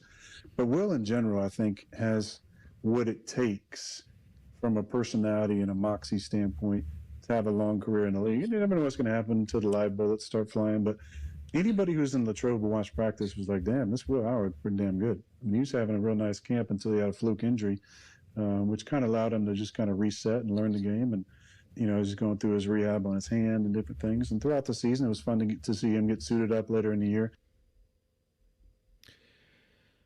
We all remember all of that. Remember the fast start to camp. It's funny, though, when you talk to people who cover the Steelers, their sense is, and boy, McCarthy even mentioned him in his introductory press conference. Remember that? He mentioned him specifically. So mentioned him obviously before Mason or anyone else. But anytime you talk about the Steelers, it's Rodgers, and if not that, or are they going to get on a Malik Willis? Or are they a Kyler team? All of that. They know more than anybody on what Will Howard is. They've had him for a year. Do you think it is more likely Will Howard quarterbacks the Pittsburgh Steelers or Aaron Rodgers quarterbacks the Pittsburgh Steelers? Still Rodgers. I think Howard's probably closer to being a backup more than they do Mason Rudolph again. Mm-hmm. Just because this will be his second full season in the NFL. I do think that Rodgers is probably one of several quarterbacks that are vying for the Minnesota job. Because really, you go in, get to throw to Justin Jefferson, get to work with Kevin O'Connell, and get to compete against J.J. McCarthy. It feels like a job that's winnable by any of the free agent quarterbacks on the market relative to what you saw from McCarthy last season. But it also skews that Rodgers probably will lose out on that, and Pittsburgh will be the fallback. Real quick on that, the one thing for him, if he goes to Minnesota, and I understand you make the perfect points, Addison, Jefferson, O'Connell, all of that. At his age, would he want to learn that system? Now, it's similar to the one he had with LaFleur, but the McCarthy would be turning the key and let's go. I would argue at this point in his career, I don't think there's much learning for Rodgers on any system. I think he's been around the league enough and seen so much and knows so much terminology, and all of these coaches are so similar now. So I don't think it would really be Aaron learning a system. I think it's just learning the different nuances here and there. I don't know if there's much more he can learn in the NFL, system-wise. That's what I mean. That's why, to me, I don't know. I mean, it's a better spot. There's more talent. This is a better offensive mind, but Pittsburgh's path to success is much more straight than Minnesota's. The division is easier. That's what I was going to say. We know Minnesota was 14-3 2 years ago, but they weren't a playoff team. They were terrible last year. We know with Pittsburgh, and maybe we don't because Tomlin's gone and McCarthy's coming in, but we know with Pittsburgh, they're in the playoffs every year, just about. I wonder where Pittsburgh is from a cap. And, Bo, it sounds like with their first-round pick, everything that all of the mocks are saying is they're going wide receiver. They're going weapon to help the offense. Yeah, they need him. Ty Simpson was there as well. So it's hard. So right now it says, as I'm on Spot Track, and right now it says that the Steelers have over $50 million, right at $50 million of cap space, which is tied for 7th in the league. They got $12 million in dead cap, but they have $50 million in cap space. So they could get incredibly aggressive if they wanted to be. And I would think, he doesn't feel like he owes anybody anything. And one of the other things he said in this interview that was interesting with McAfee, he says, I'm a free agent. Like, there's no deadline, there's no nothing, but I'm a free agent. So I took that as I still would like to play football somewhere. Oh, he's playing in 2026. Yeah. Feels like it, right? Yeah. I think, again, it's Aaron Rodgers. But that's the one thing that feels 100% certain in, again, an Aaron Rodgers that nothing's ever really certain, right? Is he's going to be on an NFL roster in 2026, and kind of feels to me like the Steelers would be the fallback there, not necessarily the team he would love to play for, but would be open to having him back. Because I think that people are digging up comments he made about Mike McCarthy in 2019, and certainly during Aaron Rodgers' time, he's had his disagreements with everybody he's ever worked with. But McCarthy's bringing several guys with him to Pittsburgh that he worked with in Green Bay, and Rodgers, shared some affinity for those guys on Pat McAfee. And, yeah, I think it'd be a comfortable spot. But, yeah, if I'm Rodgers, I'm looking at Minnesota and going, how can I get there? How can I get there for one last go at this thing? I know the divisional layout that you just made, but the ability to do it, you look at Sam Darnold and be like, I could do that too. Actually, Rodgers thinks he could do the Sam Darnold thing better because Rodgers probably feels himself he could do any of it better than anybody. Sure. Yeah. He's 42 years of age. So his I was just looking back at his season last season. He actually got kind of better as it went along. I mean, you could argue, he had that game against Baltimore in Pittsburgh. They won 26-24. He went 31 of 47 for 294. They played Cleveland the week before, and that was one of you're not breaking the record against us. Like, the ball was out of his hands in a half second. They sacrificed the win to make sure that they didn't give up any sacks. He beat Baltimore in early December, went 23 of 34 for 284 and a touchdown and no picks. Really good against Miami, 23 of 27, 27 of 41 against Detroit. They won all of those games. He didn't throw a pick. I mean, the last time he threw a pick was on November 9th against the Chargers. He threw 2 interceptions, but the rest of the season, there was no picks. And he ended up 24 touchdowns, 7 picks, 66% completions, 33-22. Pretty good season for him. So there will be a market. And, yeah, I'm with you. It does feel like he's going to want to play. The question is where. And my hunch is Pittsburgh will like an answer for that pretty quickly with free legal tampering and free agency starting very, very soon.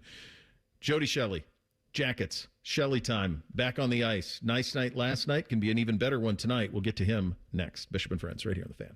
A noisy garage door is a cry for help. Hi, I'm Tommy Mello, owner of Don's Garage Door Service. Most repairs are simple, but if left untreated, they can turn into costly repairs. Your garage door works hard every day, and a little maintenance goes a long way. We fix garage doors fast with quality parts designed to last a lifetime. Over 90,000 five-star reviews don't happen by accident. They happen by putting people first. Fixing your garage doors is what we do. From repairs to upgrades, call Don's Garage Door Service today. Get your car ready for spring adventures. This month at your local AAA Tire and Auto Service location, buy 3 select tires and get 1 free. And on the plus side, AAA members save more. Offer ends March 31st. See store for details.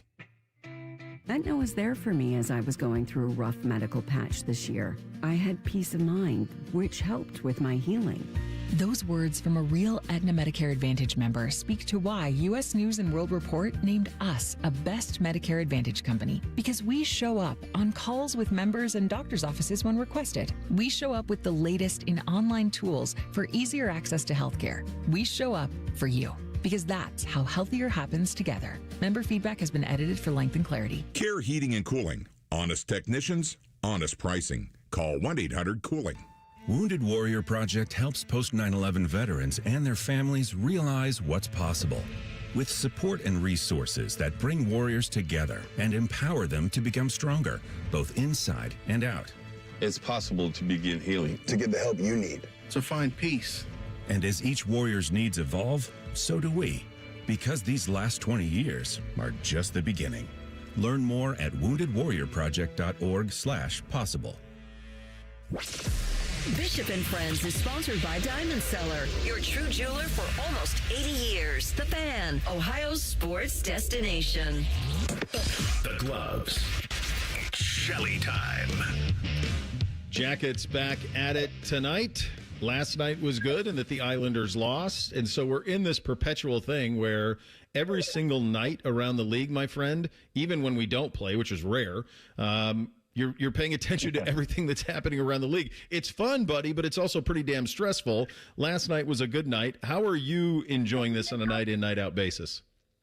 Yeah, you know what? It's so much fun to see what's happening around the league. I don't know. I mean, I'm enjoying seeing this team battle through kind of what every night brings. You know, like last game, to me, they figured out that they got to play a tougher brand of hockey.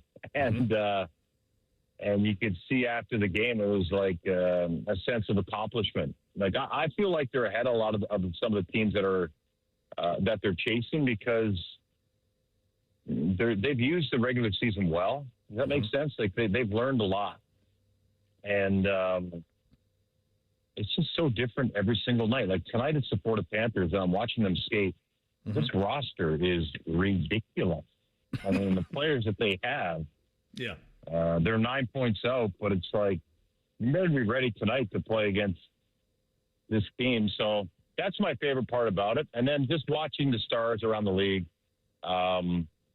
And, of course, the trade rumors and seeing the game the other night where, you know, they had a player take warm-up who got traded right after warm-up, and then they had a player that didn't take warm-up who had to play a shift because he got traded and they couldn't have a short roster. So just all kinds of bizarre stuff happening right now. And I love it just to see what teams are going to do to improve.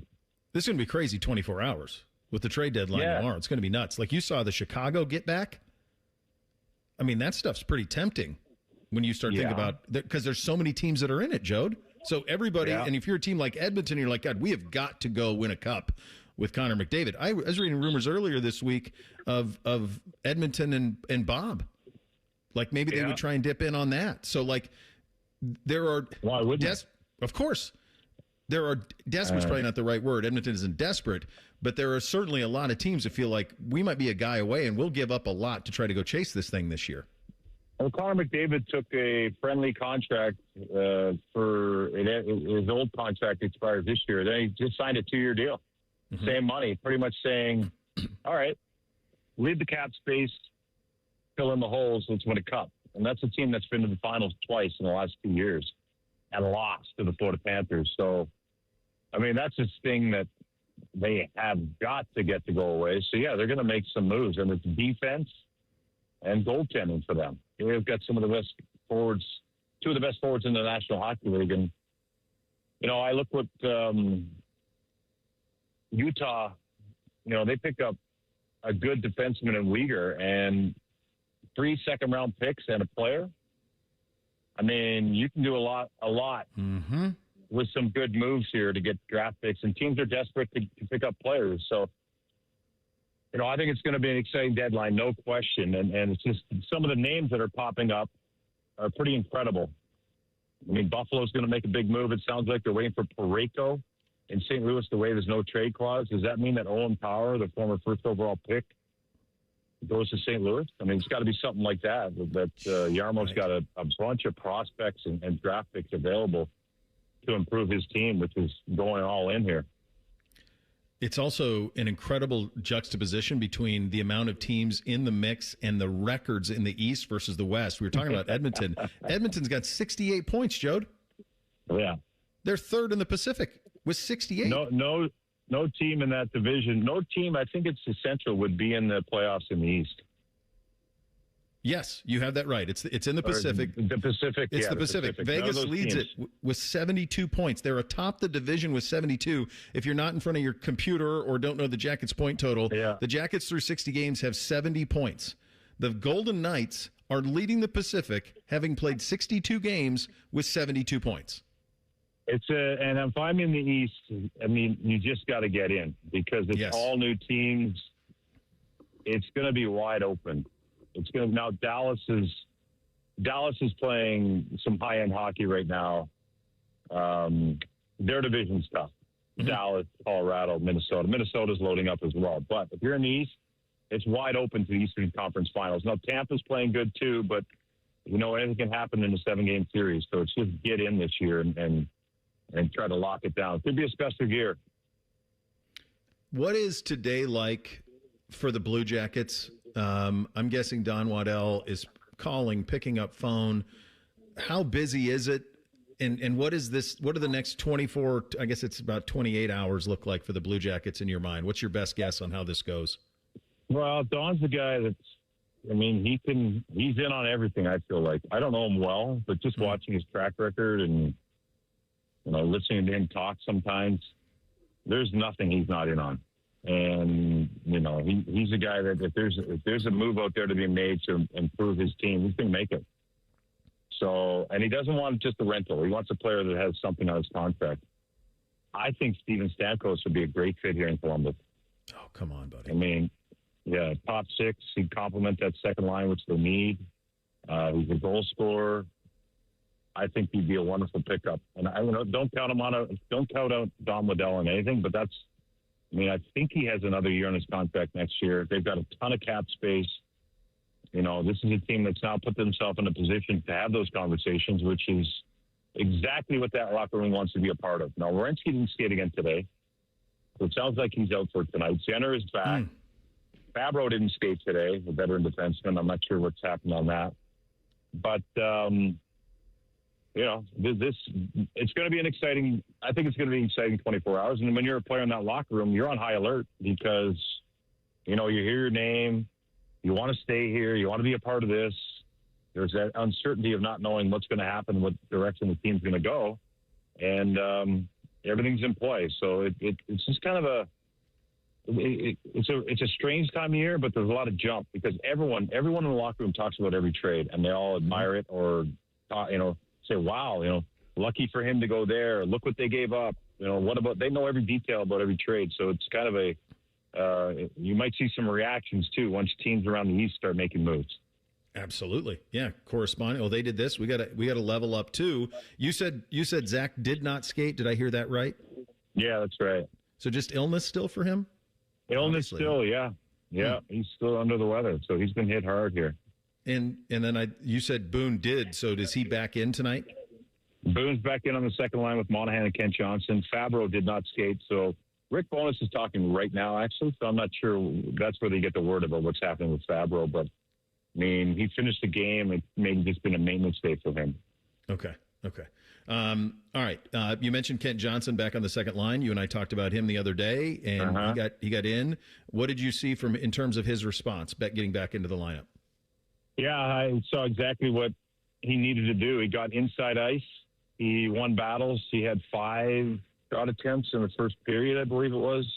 Very noticeable.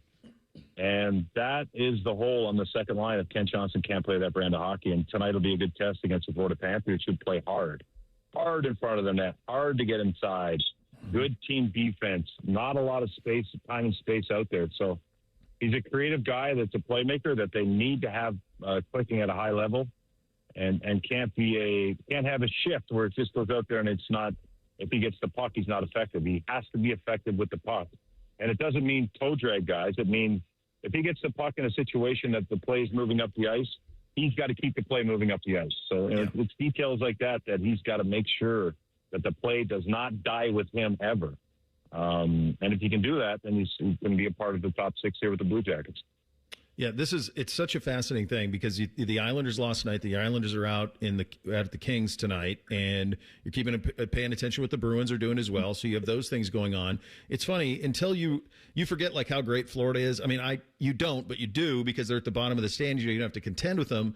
But as you make that point, they're not that far out. They really aren't. And there's still 20 some games to play, Jode. Well, I just watched their head coach Paul Maurice before they started practice here, pull everyone in and give them a stern talking to, and saying this isn't just a pregame skate. Let's be sharp and be ready to go tonight. He's not happy with how they're playing. So expectations are high. They've won 2 cups in a row. They've been to the finals the last 3 years. They're in here in early March in Columbus, and they want these 2 points. I mean, this is a team that understands it. Yeah, you get in, you get healthy, and that's something for them. Getting healthy is massive.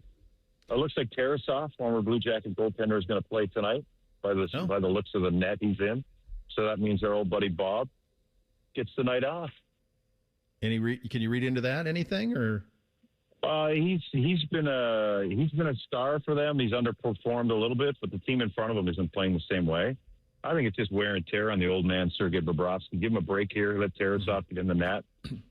Seth Jones, of course, don't forget him, Stanley Cup champion, former Blue Jacket. He's on the team as well. They're fun to watch, man. That Reinhart barely played for Team Canada in the gold medal game, just over 5 minutes. He's one of the best players in the league. He's on the team. And, of course, if you want to be entertained, come watch Brad Marchand. Yeah. He's out here doing whatever he wants right now in practice. He's a good Nova Scotia boy, but he's pretty happy out there.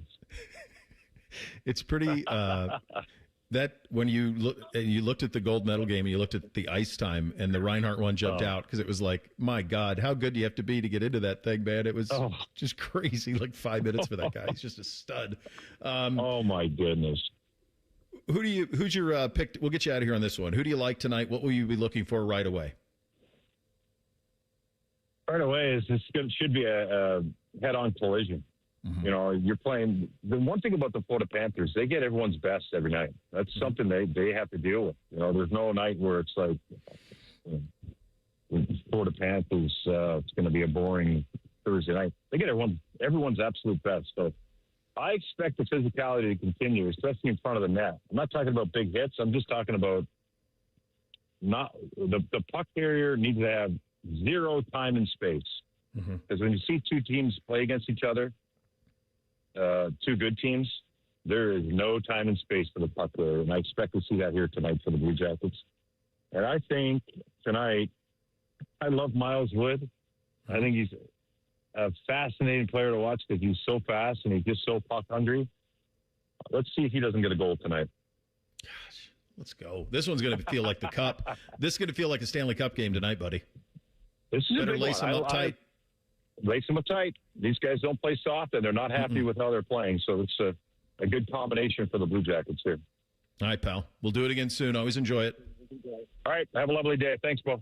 There he goes. A little bit of Shelley time for you on the Bryant Heating and Cooling Systems fan guest hotline. Get to three things on a Thursday. Up next, Bishop and Friends right here on the Fan. We have so many local shows, I can't fit them in a 10-second promo. So let's just say we're live and local all damn day. The Fan. Staples has hot deals and low prices on everything for your business, like up to $125 off your print order. Ends 4/18. Exclusions apply. Visit staples.com/print for details. It's March. Send it in, big fella. That means the greatest sports weekend of the year is coming, and the best place to set the puppies and watch the tournament is at Hollywood Casino Columbus. I'm Scotty Vegas, and Thursday through Sunday opening weekend, kiss the kids goodbye and hang out from noon to 5 with the Fan at the Hollywood Casino Sportsbook. A Bill Raftery impersonation contest, free throw games, free shirts, and more. Must be 21 or older. Gambling problem? Call 1-800-589-9966. Onions! Thinking about buying your first home? Now, with Third Federal, you can buy your first home and pay no PMI. Hi, I'm Mark Stefanski, Chairman and CEO of Third Federal. Private mortgage insurance, or PMI, can cost thousands of dollars over the life of your loan. And you may not realize PMI doesn't protect you. It only protects the lender in case of default. But at Third Federal, you can buy a home with just 5% down and no PMI.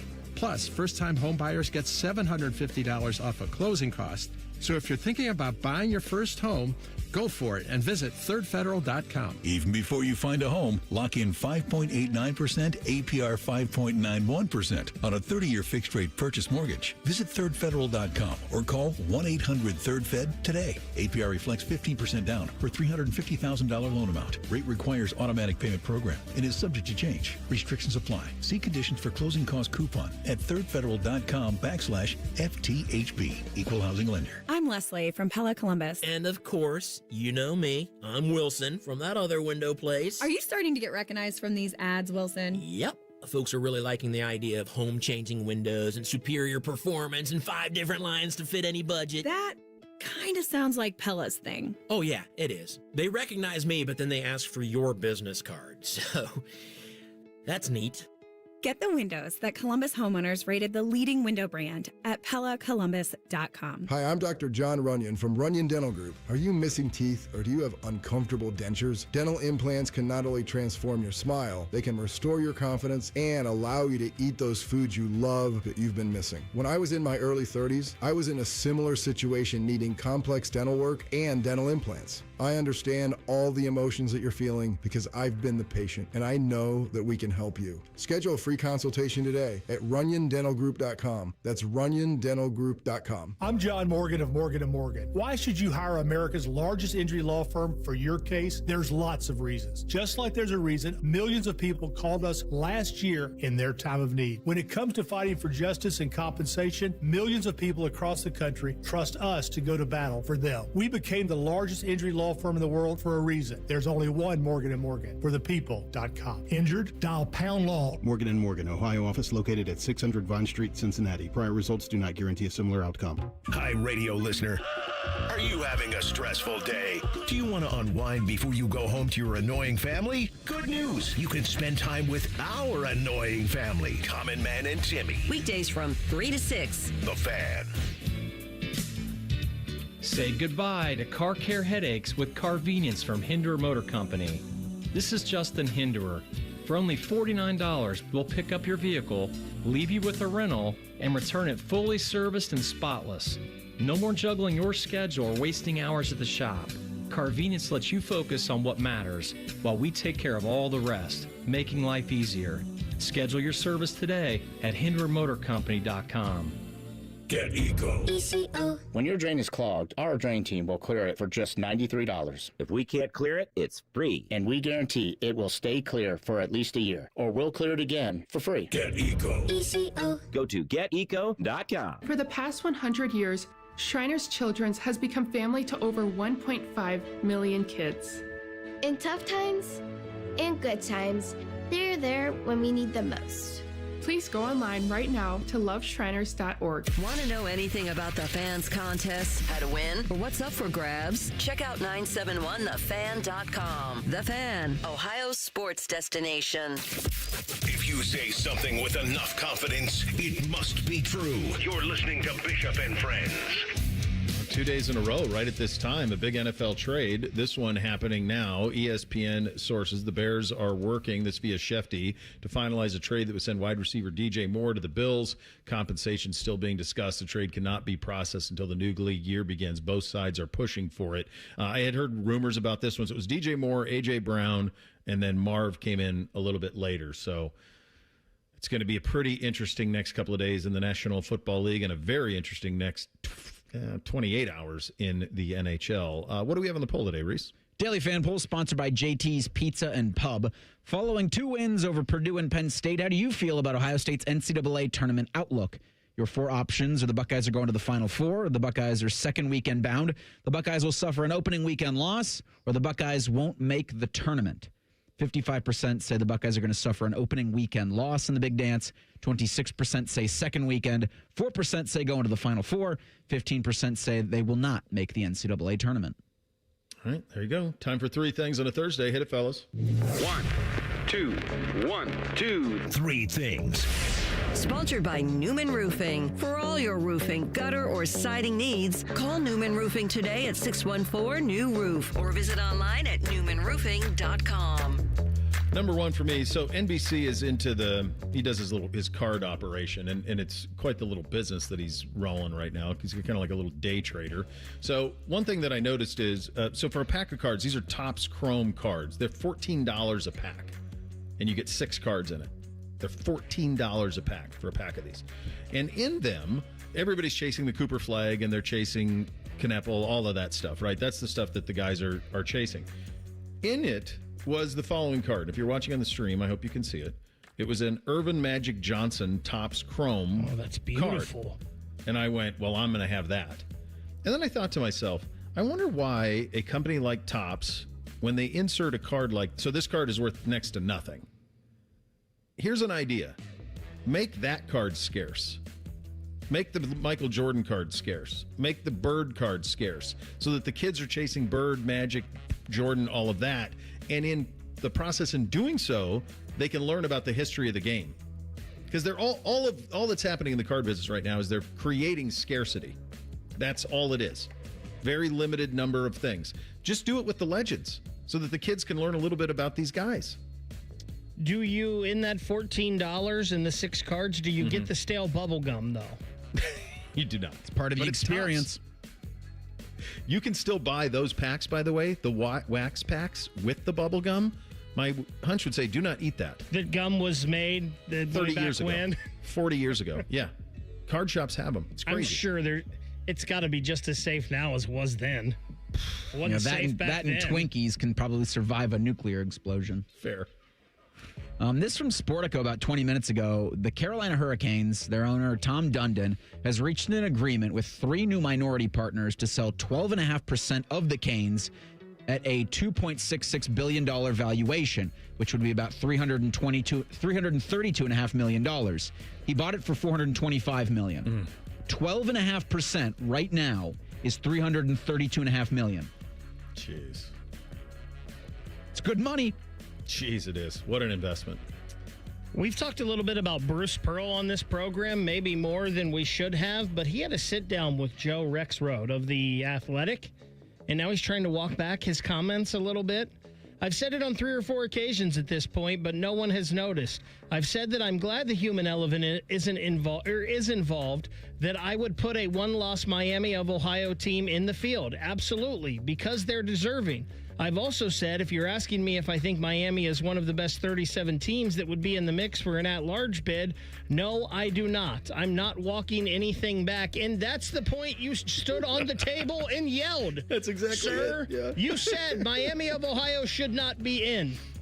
You cannot have it both ways. You dove off the deep end. You need to stay now, and you need to go all in. He's winning.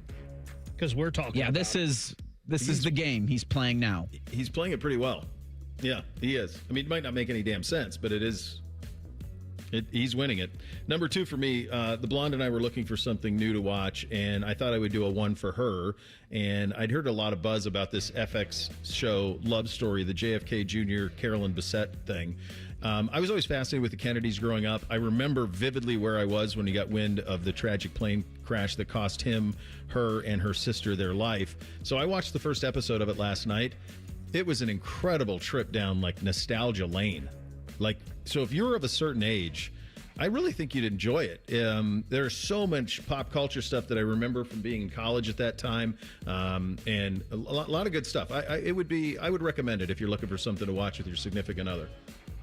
Second thing out of me, and I'm not sure if Jody was able to confirm this, but from Aaron Portzline, Rick Bonus, Zach Werenski officially a game time decision. So he's missed the last 2 with illness. Boone Jenner was skating, so it looks like he's going to go tonight against the Florida Panthers, but Werenski, game time decision there. He got fluids for the past couple of days. Told Rothman and Ice he felt better. We'll see about tonight. Second thing for me, Don Waddell, please go out and get a goal scorer. Please, please, please, because I am sitting on this fence as a fan right now where these prices that these teams are paying are so exorbitant that I almost don't want Charlie Coyle, Boone Jenner, Mason Marchman, and Eric Goodbranson on this team come tomorrow night because you will get the world from them right now. And I know they've said that Charlie Coyle, I guess they've come out this morning and said Coyle is going nowhere. Yeah. Which I like that.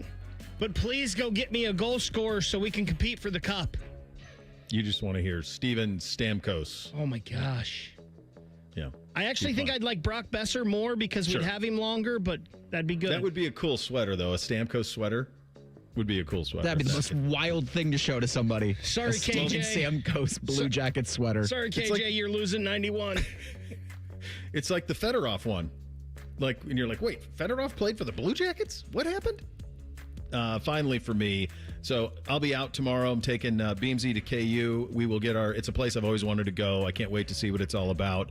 Flying down to Kansas City tomorrow, and so wish us all the best on the travel luck because it's a tight window to try to get down there and such. So looking forward to it. I'll have a full breakdown of it on Monday. It'll be such an awesome weekend. Looking forward to hearing everything about the Fog come Monday. Officially from Bonus, Werenski will not play in the Blue Jackets game until he's 100%. So it's is that the first time ever a hockey player's been officially he's not playing until he's 100%? Yeah, that's not true. That doesn't even exist. That's not true at this time, especially this time of the year. But come on, Jackets, make it 3 in a row, beat the Panthers, and man, Bob's probably gone, right? I don't know. I mean, I saw that stuff with the Oilers earlier in the week. Yeah. A lot of rumors, that's for sure. Rothman and Ice are coming up next. Don't go anywhere. Maybe Dan Dockich will bash Bruce Pearl on their show, too. Yeah. There you go. You have that to look forward to, which is nice. We're back tomorrow. Bishop and Friends right here on The Fan. If the sound of another man slammed against plexiglass turns you on, you've come to the right place. Proud to be your home for Jackets hockey. The Fan, Ohio.